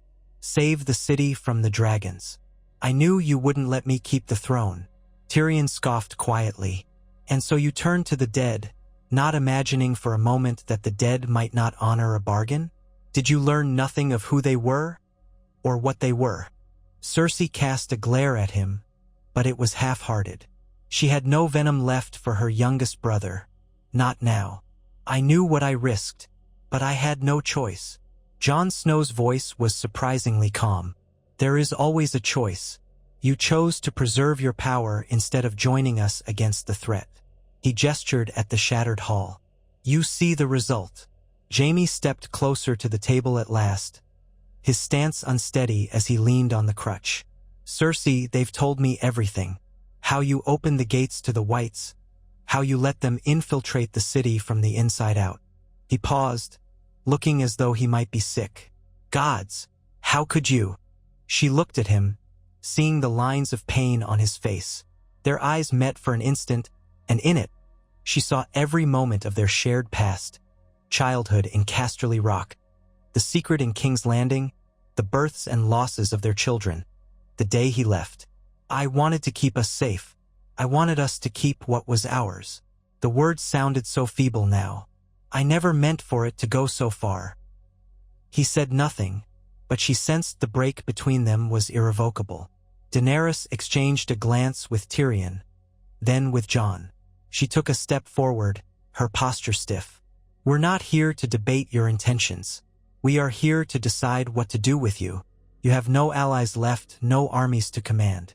Your golden lions are scattered or dead. Your so-called city watch is in tatters." Cersei's jaw clenched. "So you'll kill me. Just do it and be done." She was so weary, she almost preferred it. Jon's expression flickered. "Killing you might be justice, but we have bigger concerns. The entire realm is in ruins, not just King's Landing. Winter grips the Riverlands, and the harvest has been destroyed up and down the continent by the armies marching through. There are thousands of refugees heading south. We need stability, food, shelter, leadership that the realm can trust. Brienne of Tarth raised her chin. You think executing Cersei Lannister might incite further unrest? Her name might still hold some fear or loyalty among certain lords. Ser Davos gave a long sigh. Aye, there's that, and I'm sure some of those lords will want vengeance for all that's happened. But vengeance won't feed a starving child. We have to find a path forward or watch the realm descend into anarchy. Daenerys stepped behind the table, planting her hands on its rough surface. My armies are nearly spent. The dragons are wounded, yes, but they're alive. We have partial control of King's Landing, though much of it is ruined. I have no illusions that I'm beloved here. Even if we do all we can to rebuild, the blame will not be far from my name. They will whisper about the Dragon Queen who fought fire with fire. Tyrion's mouth twisted in a wry grimace. They will say worse, but they'll also say that you stood against the undead, that you risked your dragons to save what remained of the living. In time, that may matter more. Cersei listened to all this, her mind spinning. They were discussing the fate of the realm in front of her, as if she were a piece on a Cyvasse board to be moved or removed. Perhaps she deserved no better. She tried to muster enough energy to speak, to demand mercy, but she couldn't. She locked eyes with Jaime again. He seemed torn, glancing between her and Daenerys. Then Tyrion spoke quietly at first. We could grant her a trial, but there is no question as to her guilt. The realm would clamor for her execution. Yet I recall a certain notion about letting her take the black. A tradition from an earlier age, perhaps. Exile her to the wall. He paused, pursing his lips. Though the wall itself may be compromised, and the Night's Watch is nearly non-existent. A faint laugh escaped Daenerys, but there was no mirth in it. The wall is broken in parts. The Night King led his forces through after it fell. If any watchmen remain, they're likely scattered. It is no punishment to send her to a ruin with no guard. Jon Snow shook his head. And the undead threat beyond the wall is ended. There's nothing left to keep out. She'd simply vanish into a wasteland. Jaime shifted uncomfortably. She is the last Lannister who could, in theory, hold sway in the West. Tyrion and I may be Lannisters by birth, but we've cast our lot elsewhere. If we kill her, we risk leaving a vacuum in the Westerlands, and gods know what will come of that. They might blame the crown and spark further war. Daenerys's eyes narrowed. Are you suggesting she remain in power? Absolutely not. Jaime shook his head hurriedly. No, but perhaps exiling her somewhere might at least keep the lions from openly rebelling. They can't rally around a corpse, nor a queen imprisoned in the black cells. But if she's gone from the board, somewhere so remote that she can do no more harm, maybe the Westerlands will fall in line, especially if Tyrion goes to treat with them. Cersei almost laughed at the notion. Her in exile, a queen without a kingdom. She wanted to protest, to claim she was still queen, but the words caught in her throat. A glance at Daenerys's face told her it would be wasted breath. Silence fell as the assembled individuals weighed the options. In the distance, a dragon roared, and the faint percussion of tumbling masonry signaled more of the city's battered architecture giving way. Finally, Daenerys straightened. We have too many pressing concerns to hold a grand debate over Cersei's fate. You all know what she did. Her gaze swept over them. And yet we cannot simply kill her without unleashing chaos. I want an end to chaos. I want a chance for this realm to heal. Jon Snow placed a hand on Daenerys' shoulder, a gesture of solidarity. We should see to the rest of the city. Let us give ourselves a few days to measure the damage and consult with the lords who remain. Then we decide. Let no one doubt that Cersei Lannister is no longer queen. We'll keep her under guard until we have a path forward. Daenerys nodded slowly. Agreed. I will accept counsel on this, yours, Tyrion, and Ser Davos's. Jaime, though your loyalty is complicated, you may speak for the Westerlands. When the time comes, we shall have an answer. No one disputed her. Grey Worm was summoned again, and he led Cersei away. This time, They took her across the city's outer wards, stepping over broken cobblestones and rubble-strewn avenues until they reached a mansion near the Street of Silk that had miraculously escaped total destruction. The interior was half-burned, but certain rooms remained intact. Here, the Unsullied barred her in an old storage chamber on the upper floor. It was cramped, but not so filthy as a dungeon. A single window overlooked what had once been a courtyard garden, now choked with ash. Days passed in a blur. A maester arrived to tend Cersei's wounds, a short man with thinning hair who spared few words for her. He stitched the gash in her side and bandaged her bruises. He informed her in a curt tone that her condition would improve if she ate regularly and refrained from strenuous movement. She wondered why they bothered. Perhaps Daenerys wanted her alive to face some final reckoning. Outside, the city struggled to maintain the fragile shell of order. Refugees swarmed what remained of the gates, but Daenerys's men restricted entry, for there was no food to feed more mouths. The small folk who had survived the inferno scavenged for scraps among collapsed markets. A makeshift field hospital had been established at the Great September's ruins, where those with lesser injuries were treated. The occasional roar of a dragon passing overhead served as a reminder that the Targaryen queen still had her greatest weapon, though the beasts were not the unstoppable force they once were, both suffering from the grievous wounds inflicted by the undead Viserion in the north. The infiltration of whites, once so cunningly hidden at Cersei's behest, had been neutralized the moment the Night King perished. The bodies of those thralls littered alleys and squares, stiffened in grotesque poses. Many had putrefied almost instantly, as though the magic binding them together had been all that preserved their flesh. The stench was overpowering, but the living toiled to burn them in massive pyres outside the walls. Even so, fear of the undead lingered. More than once, rumor spread that whites still roamed the city. Soldiers responded promptly, but always found only corpses or panicked crowds. In the evenings, Cersei pressed her ear to the chamber's rickety door and listened to the passing footsteps. Once, she overheard Tyrion's voice conferring with Grey Worm in the corridor. Tyrion sounded weary, though he cracked a bitter joke or two about the glorious realm they now presided over. Another time, she heard Ser Davos lamenting the appalling shortage of grain in the city, and in the darkest hours, when the wind whistled through the broken shutters, she thought she heard people outside chanting curses on her name. Cersei the Kinslayer, Cersei the Ghastly, Cersei the Gravemaker. Some called for her head. Others said she was already dead and walking among them as a restless spirit. Eventually, the day came when Grey Worm arrived again, this time with Tyrion by his side. The imp's face was lined with exhaustion, his hair and beard dusted with ash. He carried a small ledger pressed under one arm. "We're moving you," he informed her bluntly. "We've cleared out an old stable near the dragon pit that's structurally sound. The Targaryen forces wish to hold a council there, and you are to be present." A jolt of dread flitted through her. "A council to decide my fate?" Tyrion shrugged. "Partly, and partly to discuss the future of this realm. You'll be given a chance to speak if you wish, though I doubt you'll find many sympathetic ears." She said nothing. She expected to feel anger, but she felt only a resigned numbness. Grey Worm beckoned, and she followed, escorted by a half-dozen Unsullied. Down the winding streets they went, picking paths through fields of debris. The city smelled of soot and rancid water. Men and women in ragged clothing paused to watch as the infamous Cersei Lannister passed by under guard. Some spat, others glared. Her eyes flicked away from them, shame and pride churning in a sick mixture.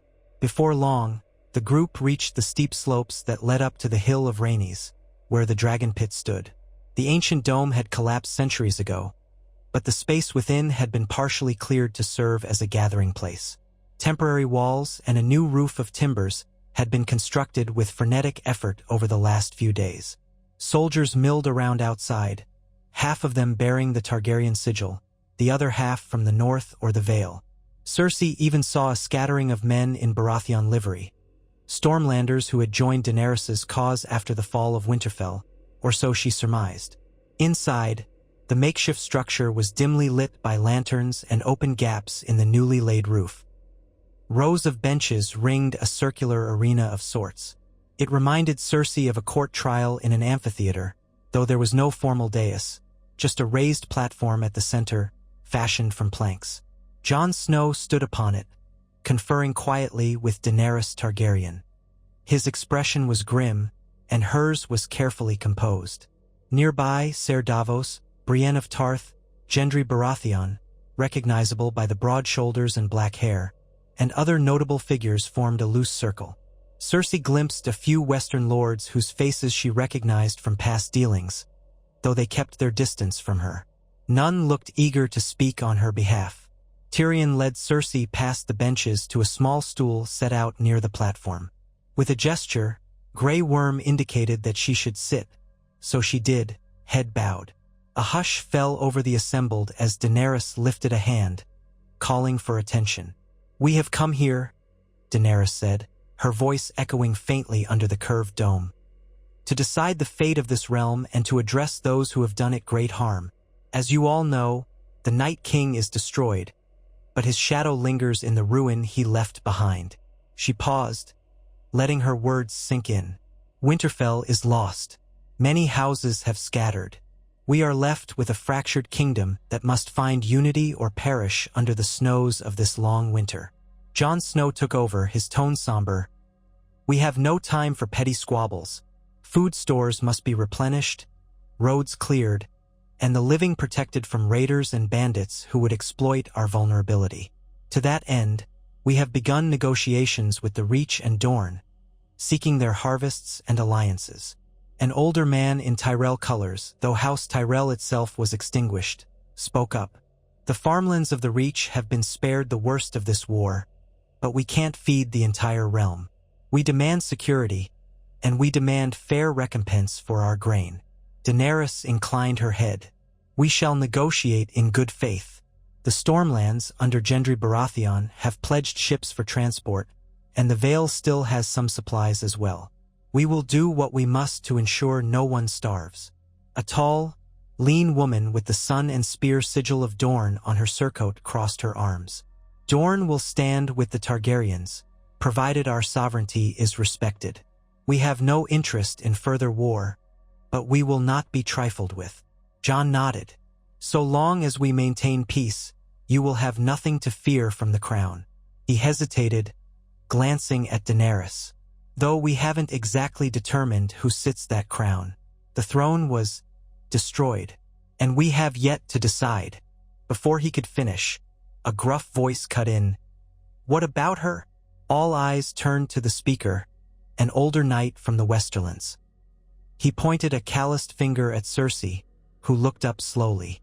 "She claims the crown in word, but she's destroyed half the city and let the dead through our gates. She's no queen of mine." Cersei's cheeks flared, though she also felt a pang of guilt. She wanted to protest, but the memory of the burning city silenced her. She stared at the dusty floor. Daenerys's gaze was steady. "She is no queen. That much is certain. The question is, do we execute her for her crimes, or do we choose another course?" Her hand tightened around the hilt of a dagger at her waist. "She has cost us all dearly, yet I cannot ignore that some of you fear that her death will sow new chaos." One of the Western lords cleared his throat. "She is the last child of Tywin Lannister. Her death might cause the lesser houses of the Westerlands to rebel, seeing it as an assassination of their region's royal line. But if she is allowed to live, you risk the same. Her name will never be revered again, but it can still incite trouble." Tyrion stepped onto the platform, taking a stance beside Jon and Daenerys. He bowed his head briefly to the gathering, then spoke in a controlled, level voice. "I know better than most how cunning my sister can be. If allowed even the slightest power, she'll twist it to her advantage. But if you kill her, you may make her a martyr to some who resent Targaryen rule and blame Daenerys for the city's destruction." He paused, eyes flicking to Cersei. "A third way exists. Strip her of titles, lands, and any claim. Send her away from Westeros, far from any seat of influence, and let her spend her days in forced exile. Murmurs rippled through the assembled lords. Some shook their heads. Others seemed thoughtful. Cersei felt a sinking in her stomach. To lose everything, to be cast out like a criminal. But was that not better than the headsman's sword? She bowed her head, uncertain which outcome she even desired. Ser Davos, who had thus far observed quietly, lifted his voice. Exile might satisfy those who want her gone, but will it truly keep the peace? He looked to Jaime, who stood off to the side, posture tense. Ser Jaime, you know your sister better than anyone. Would she bow to such a sentence? Or would she spend her life plotting revenge from a distant shore? Jaime's face was ashen. He shifted his weight on the crutch. I don't know. Perhaps if she's truly stripped of all resources, and if the realm is made stable without her, she'd be powerless. Maybe she'd nurse hatred until her dying breath. But if she's across the narrow sea with no coin, who would rally to her banner? Especially when word spreads of what she did here. Tyrion's mouth twisted. I doubt any Sellsword company or foreign lord would risk open war to restore a dethroned queen who unleashed the undead. She won't find allies easily. That's a risk, growled the Western Knight. She's always found a way. Jon Snow surveyed the group. It is a risk, but any choice we make is a risk. We must balance justice with necessity. Right now, the realm is on the brink. Too many people have died. If we can avoid more slaughter and unify the lords behind a single cause, rebuilding, then perhaps that's worth the risk. And if she does return, we will be prepared. Daenerys looked hard at Cersei. The hush was deafening. A decision must be made. She took a step forward, her posture exuding the remnants of regal authority. Cersei Lannister, do you have anything to say for yourself? Do you deny your crimes? The infiltration you allowed, the slaughter it caused, the attempt to bond with an ancient evil at the cost of all living souls. Cersei lifted her face, blinking at the ring of hostile faces. Her voice emerged strangled. I do not deny it, she managed, each word tasting of gall. I cannot undo what was done. But my father always said a Lannister pays their debts. Let me pay mine. If exile is my punishment, I will accept it. A murmur rolled through the crowd. Some seemed unsatisfied by the meekness of her response. Others looked surprised that she offered no protest. Daenerys glanced at Jon and Tyrion, then gave a single nod. Then let it be so. Cersei of House Lannister, you are hereby stripped of all titles, claims, and rights. You shall be exiled from Westeros, never to return upon pain of death. Should you violate this exile, you forfeit your life immediately. A wave of voices rose. Some exclamations of relief, others of protest. The Western Knight still looked mutinous, but Ser Davos laid a hand on his arm, murmuring for calm. Tyrion quietly exhaled, as though grateful that no beheading was required. Jaime closed his eyes, the tension in his shoulders easing. Daenerys silenced the group with an upraised palm. We have more pressing matters, the Dragon Queen said, like the fate of King's Landing itself and of the realm. But let this stand as our final word. Cersei Lannister is no longer queen, no longer a part of these 7 kingdoms. She will depart on a ship within a fortnight, under guard. If she attempts to escape her escort, she dies. Cersei found she couldn't breathe for an instant. That was it then. Her entire life, her ambitions, her illusions of power, all reduced to this public condemnation. Exile. A fortnight. She stared. At the ground, tears burning behind her eyes, but she would not let them fall. All she could do was nod, a feeble motion. The council turned to other issues, grain shipments, mustering the battered armies, naming new wardens for the north and the Riverlands, forging alliances with the remaining lords. Cersei's presence mattered little now. She was a footnote in their negotiations. At some point, Tyrion's voice rose, discussing the line of succession for the Iron Throne. Cersei almost scoffed at the mention of the throne, which was now nothing more than molten slag. She half listened as it became clear that many lords were inclined to accept Daenerys as queen, though some argued that the throne could be abolished altogether, replaced by a new form of rule. The conversation drifted in and out of her hearing like a distant tide. Finally, Grey Worm signaled for her to be removed. He and two Unsullied led her outside, into the sunlight once more. She caught a glimpse of Jaime speaking with Tyrion at the edge of the gathering. She thought Jaime might call out to her, but he did not. He only watched her go, a storm of conflicting emotions in his eyes.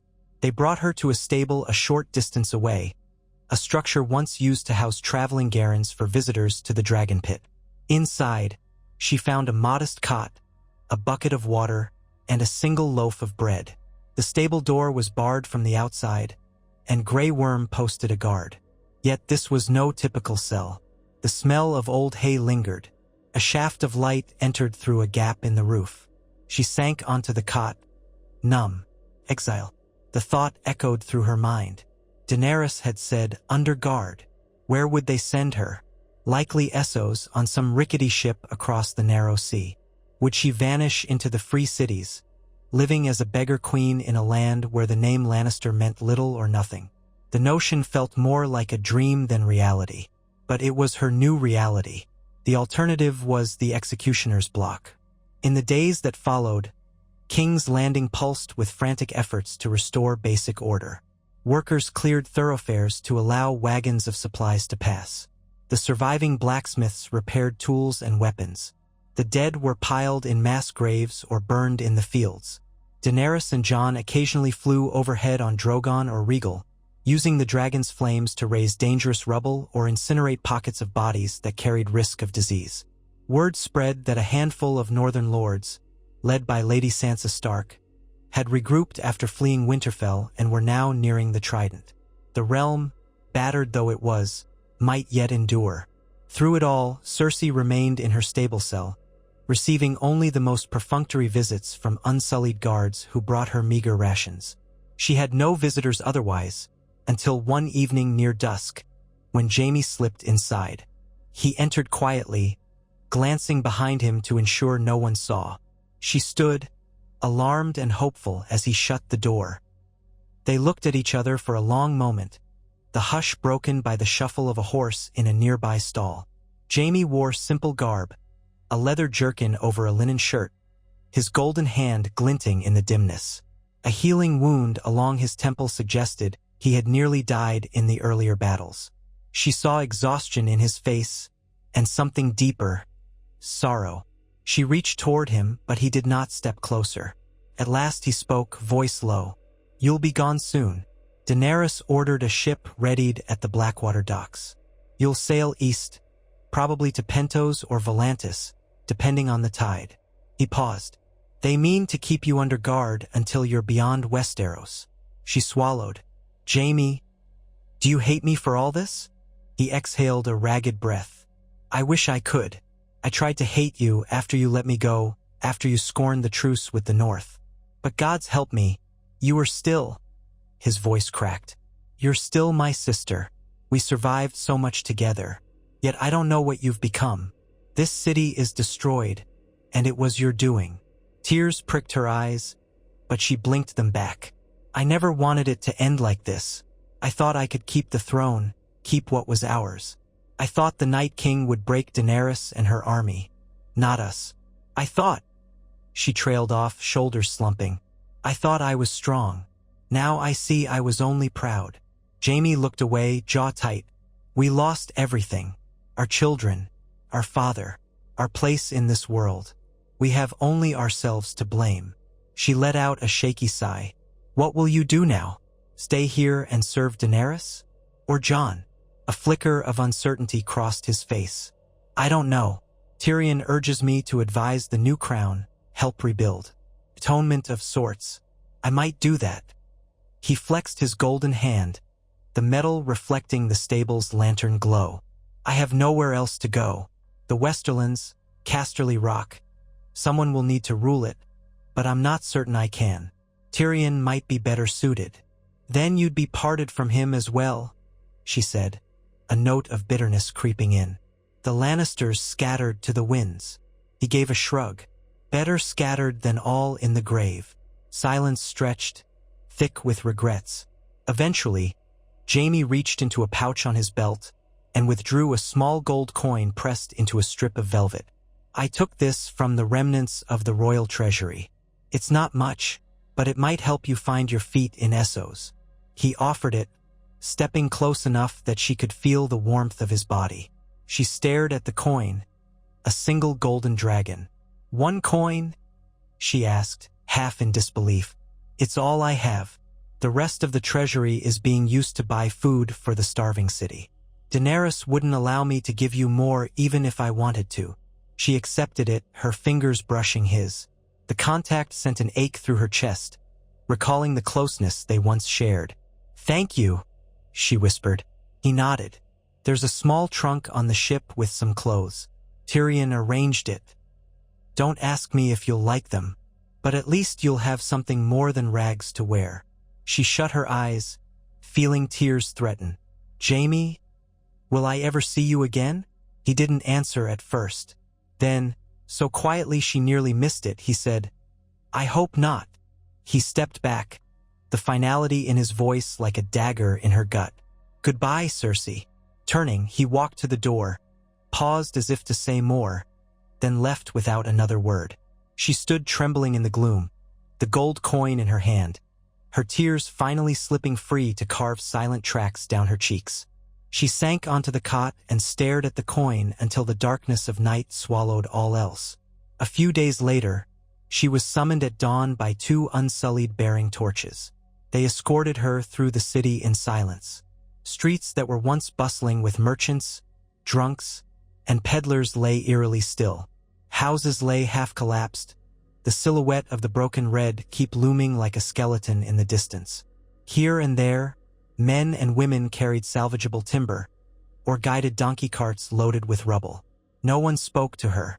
She was a specter in their midst, a ghost of a regime that had nearly destroyed them. They reached the Blackwater docks, where a handful of ships bobbed in the murky water. The royal fleet was long gone, much of it burned or scattered. The ship awaiting Cersei was a battered galley with black sails, manned by a minimal crew. This hull bore scars from old sea battles. She could make out a few men on deck, none wearing any sigil she recognized. Likely hired crew from the Stepstones or beyond. Grey Worm appeared, leading a small detachment. "Board," he said, gesturing with his spear. "We sail at once. A company of Unsullied will travel with you until you reach Essos. Then they will return. If you try to bribe or command the crew, they have orders to kill you." Cersei nodded, too weary to argue. A rowboat ferried her and a few Unsullied out to the galley. She climbed the rope ladder onto the ship's deck. The boards creaked underfoot. A salty breeze played with her hair. The morning sun had barely cleared the horizon, painting the bay with a golden hue. But King's Landing behind them looked gray and desolate, wreathed in drifting smoke. Standing by the helm, Tyrion waited. He wore a somber expression as she approached, flanked by Unsullied guards. "Good morning, sister," he said, voice laced with irony.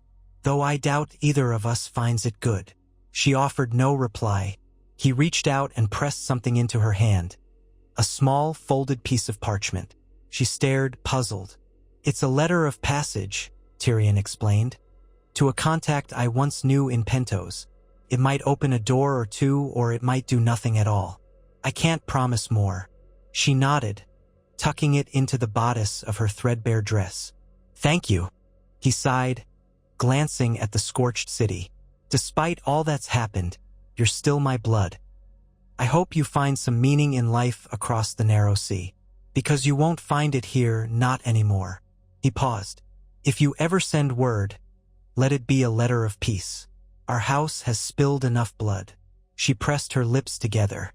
A wave of conflicting emotions rose in her. Gratitude, resentment, regret. In the end, all she managed was a low murmur. "Goodbye, Tyrion." He inclined his head. Then he motioned for the crew to hoist the sails. The Unsullied followed Cersei to the stern, where they took up positions. The lines creaked, and the sails caught the wind. Slowly, the battered galley pulled away from the dock, cutting through the calm waters of Blackwater Bay. Tyrion stood watching until distance shrank him into a small figure among the stricken harbor. King's Landing receded behind them, a broken city crowned by winter's pale sun and a haze of ash. As the ship rounded the headland, Cersei saw the silhouette of the Red Keep's shattered towers one last time. An unsteady breath escaped her. There was no triumphant departure, no retinue of guards and lords to wave her off. She left as a prisoner, exiled, stripped of everything. She turned her face to the sea. Gulls circled overhead, cawing. The wind carried a chill that made her shiver. She remembered the day she'd stood on these docks when Myrcella sailed for Dorne, how she'd clutched her daughter tight, praying to the gods for her safe return. And now she was the one cast off, with no child to hold, no kingdom to fight for, no illusions about her place in the world. For hours, she stayed on deck, silent as the coastline drifted by. The Unsullied said nothing to her. Occasionally, she heard them speak quietly in High Valyrian. She understood none of it. Beyond them, the sailors went about their tasks, raising sails, adjusting rigging, calling out course corrections. The day wore on, the sun climbing higher. The sea sparkled with savage beauty, indifferent to the scars of war. At midday, one of the Unsullied handed her a crust of bread and a skin of watered wine. She ate without taste. The memory of King's Landing's burnt ruins still played before her eyes, her dreams haunted by the shrieks of the dying. Did she truly deserve to escape with her life after all she had done? Perhaps not. Yet she clung to life, if only because the alternative was too vast a void to contemplate. The ship continued eastward.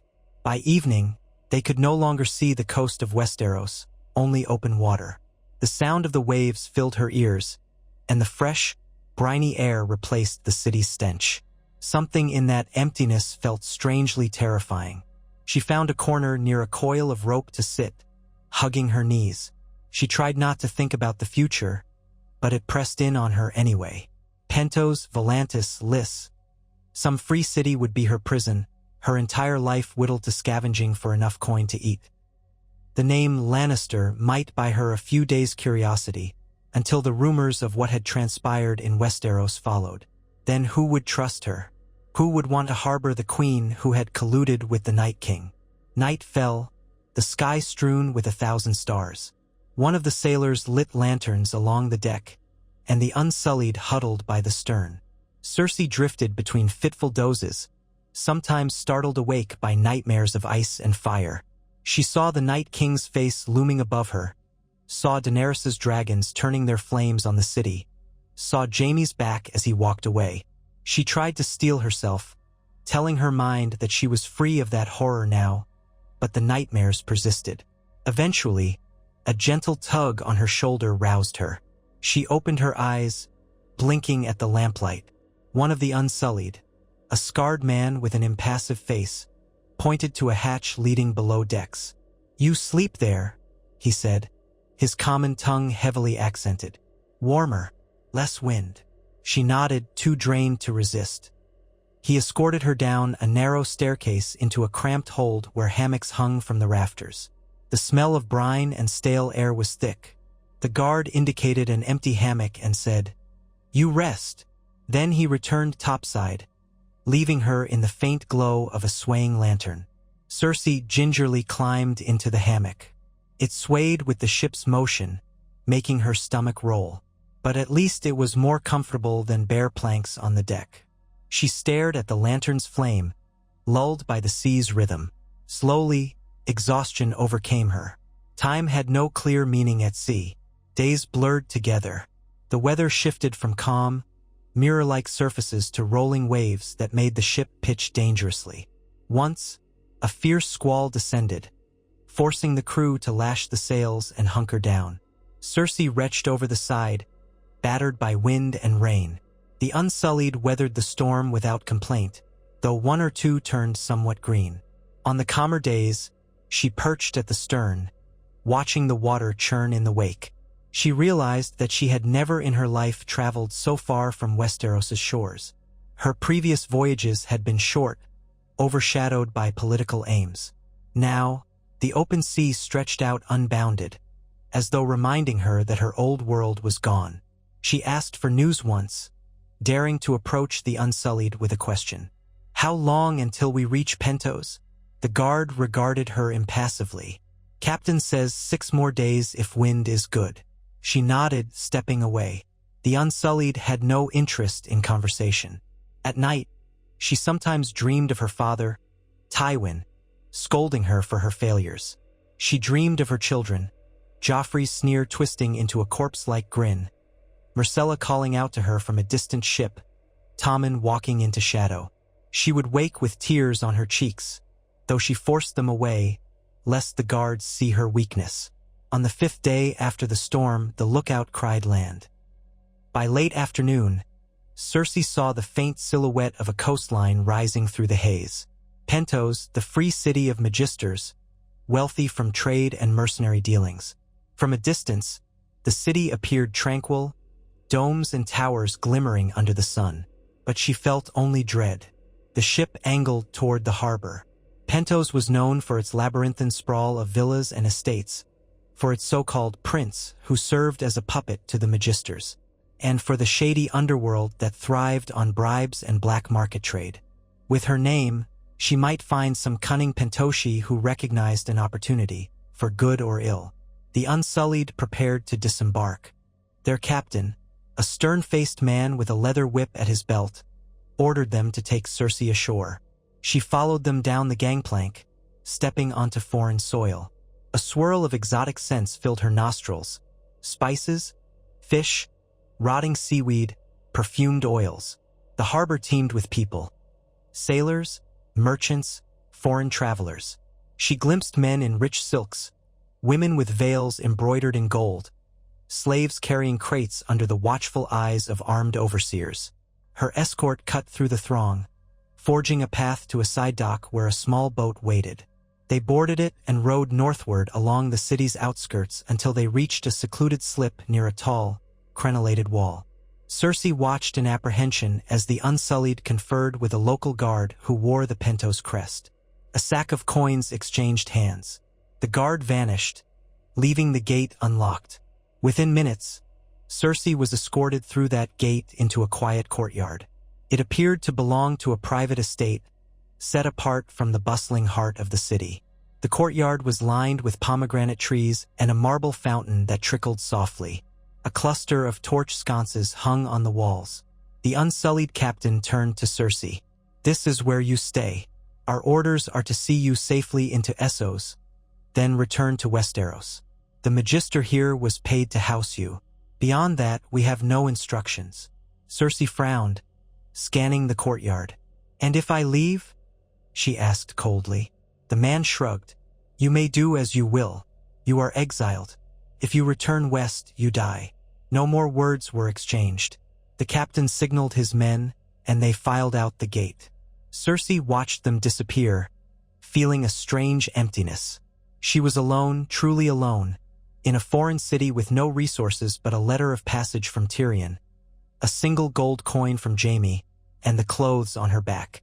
Swallowing her trepidation, she approached a door leading into the main building. It stood ajar, and the corridor beyond was dimly lit by a single lamp.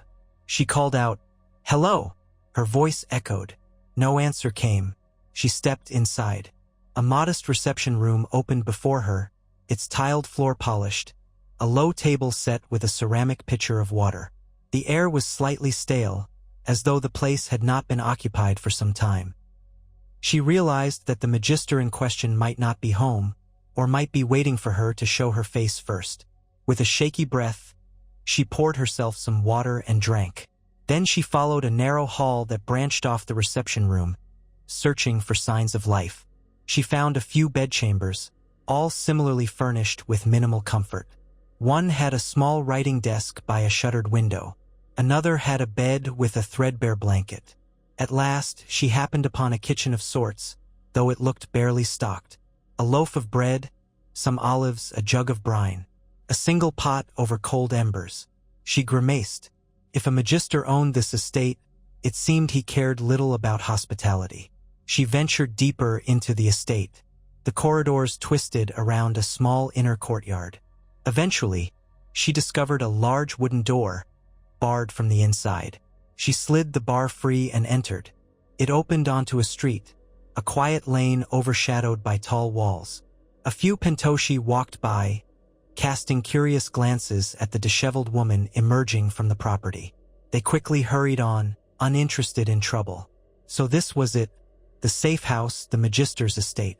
If the man was absent, perhaps Tyrion's coin or Daenerys's bribes had simply purchased a month's lodging on the sly. She might be expected to fend for herself. The thought both terrified and relieved her. No more watchers, no more unsullied. She was free in a sense, yet also adrift. She returned to the courtyard, taking stock of her meager situation. The orchard of pomegranate trees looked half dead, the fountains water stale. The estate felt abandoned.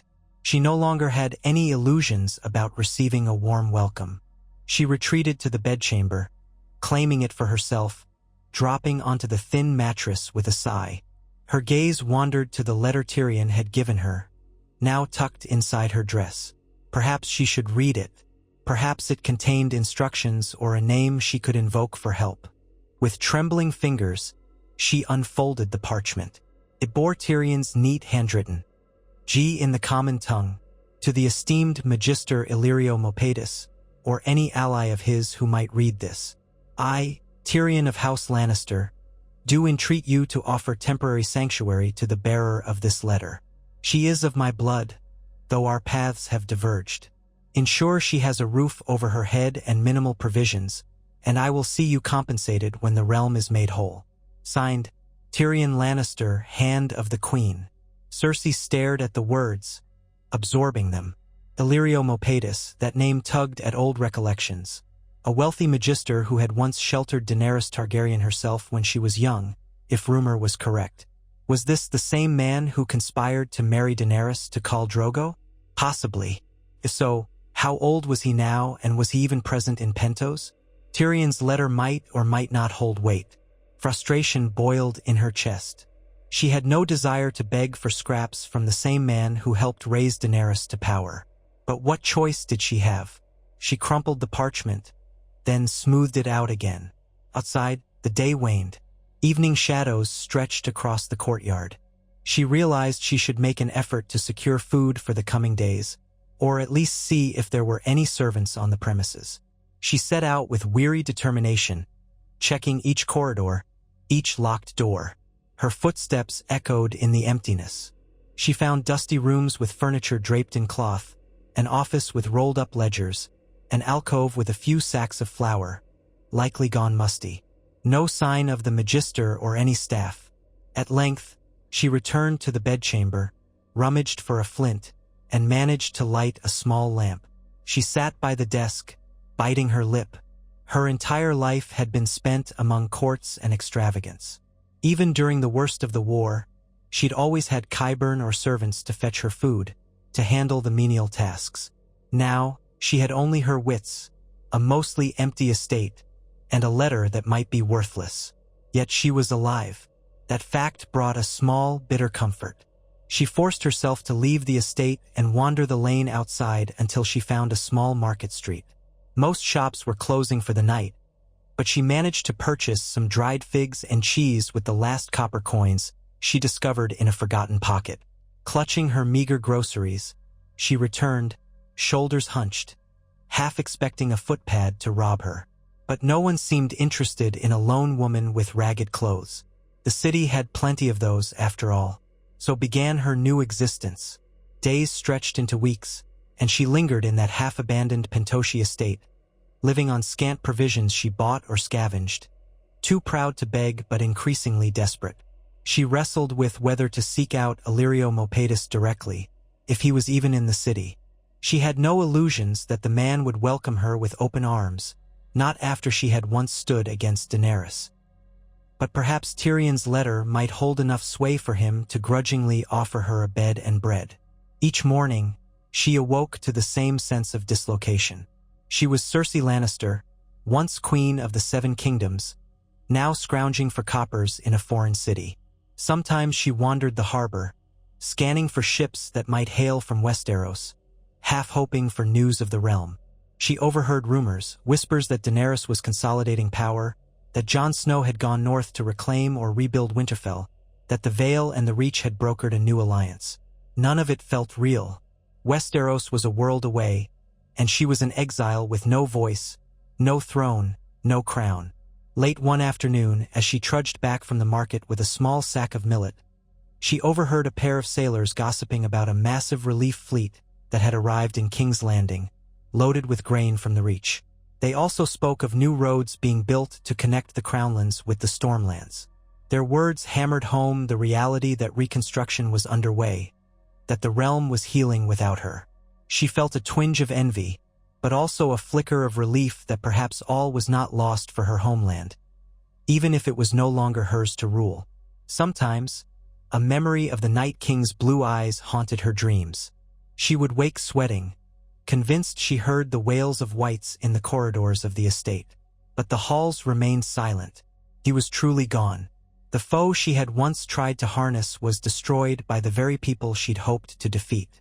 The irony tasted bitter indeed. A month passed. Her few possessions, Tyrion's letter, Jaime's coin, a little clothing, defined the boundaries of her new life. Illyrio Mopatis never appeared. She learned from local rumor that the Magister was traveling in Lys, enjoying some lavish festival. Whether he would return to Pentos soon was uncertain. So, she survived on scraps of commerce, selling bits of leftover cloth she found in the estate's storerooms, pawning small relics for a few silver coins. Her dignity eroded a little more each day. One evening, she stood on the estate's rooftop terrace, gazing at the labyrinth of Pentos spread below. Lamps glimmered along the winding streets, and the murmur of the city drifted up. Arguments, laughter, the barking of dogs, the distant clang of a smith's hammer. Overhead, the sky was clear, revealing a crescent moon and a scattering of stars. She leaned on the low parapet, ignoring the chipped marble digging into her arms. Across the sea, in the direction of Westeros, the horizon was lost in darkness. She wondered what fates had befallen the last Lannisters there, Jaime and Tyrion. Whether Daenerys had ascended to a new throne or if some other compromise had been reached. Whether the city was being rebuilt with shining new towers. Had the scars of the undead infiltration and the wildfire blasts begun to fade? Were the small folk singing songs of heroes like Jon Snow, or cursing the memory of Cersei who nearly doomed them? She closed her eyes and remembered standing on the balcony of the Red Keep so long ago, wearing her crown, believing that she alone possessed the cunning to outmaneuver the Dragon Queen and the armies of the North, believing she could twist death itself to her advantage. She thought of all those who had died in the fires that followed, the families torn apart. Tommen and Myrcella would have hated her for this. Even Joffrey, vicious though he was, would have been appalled by such reckless destruction. The realization twisted her insides. A tear slipped down her cheek. She thought she had no tears left, but there they were. She let them fall, silent in the warm breeze of an Essosi night. She was not queen, not even a true Lannister anymore. She was a nameless exile, alone with her guilt, her regrets, her faint, impossible hopes. And perhaps she thought that was fitting. Let the realm heal without her. She had nearly destroyed it once. She would not be given a second chance. So she stood on that terrace long into the night, until the lamps below went dark and the moon sank low in the sky. And in the quiet hush before dawn, as the eastern horizon grew pale, Cersei Lannister finally turned from the parapet, walked down the stairs, and closed the door to the rooftop behind her. The city might continue on, the realm might rebuild, but her life would remain here, in this hushed corner of Pentos or wherever else fate led her. A life shaped by the ruin she had wrought and the slender hope that she might yet become something other than the monster history would name her to be. And in the hush of that final turn, she knew, truly knew, that she would never again set foot in the Seven Kingdoms. She would never see the spires of the Red Keep or the winding roads of King's Landing. The ghosts of her past would remain across the sea, tied to a city of ash and bone, lost in the swirl of a story that had outgrown her. She was but a single piece cast off the board, left to linger on the margins of a world she once believed she could rule. The dawn came, pink and uncertain, a new day for all of Westeros, for all of Essos, for the entire realm of humankind, forging onward in the aftermath of a war against death itself. For Cersei Lannister, there remained only exile, memory, and the faint possibility of redemption in a land that owed her nothing. She closed her eyes, breathed in the foreign air, and let the day break over her. One dawn among many still to come, each one a reminder that life moved forward, even if she could not follow.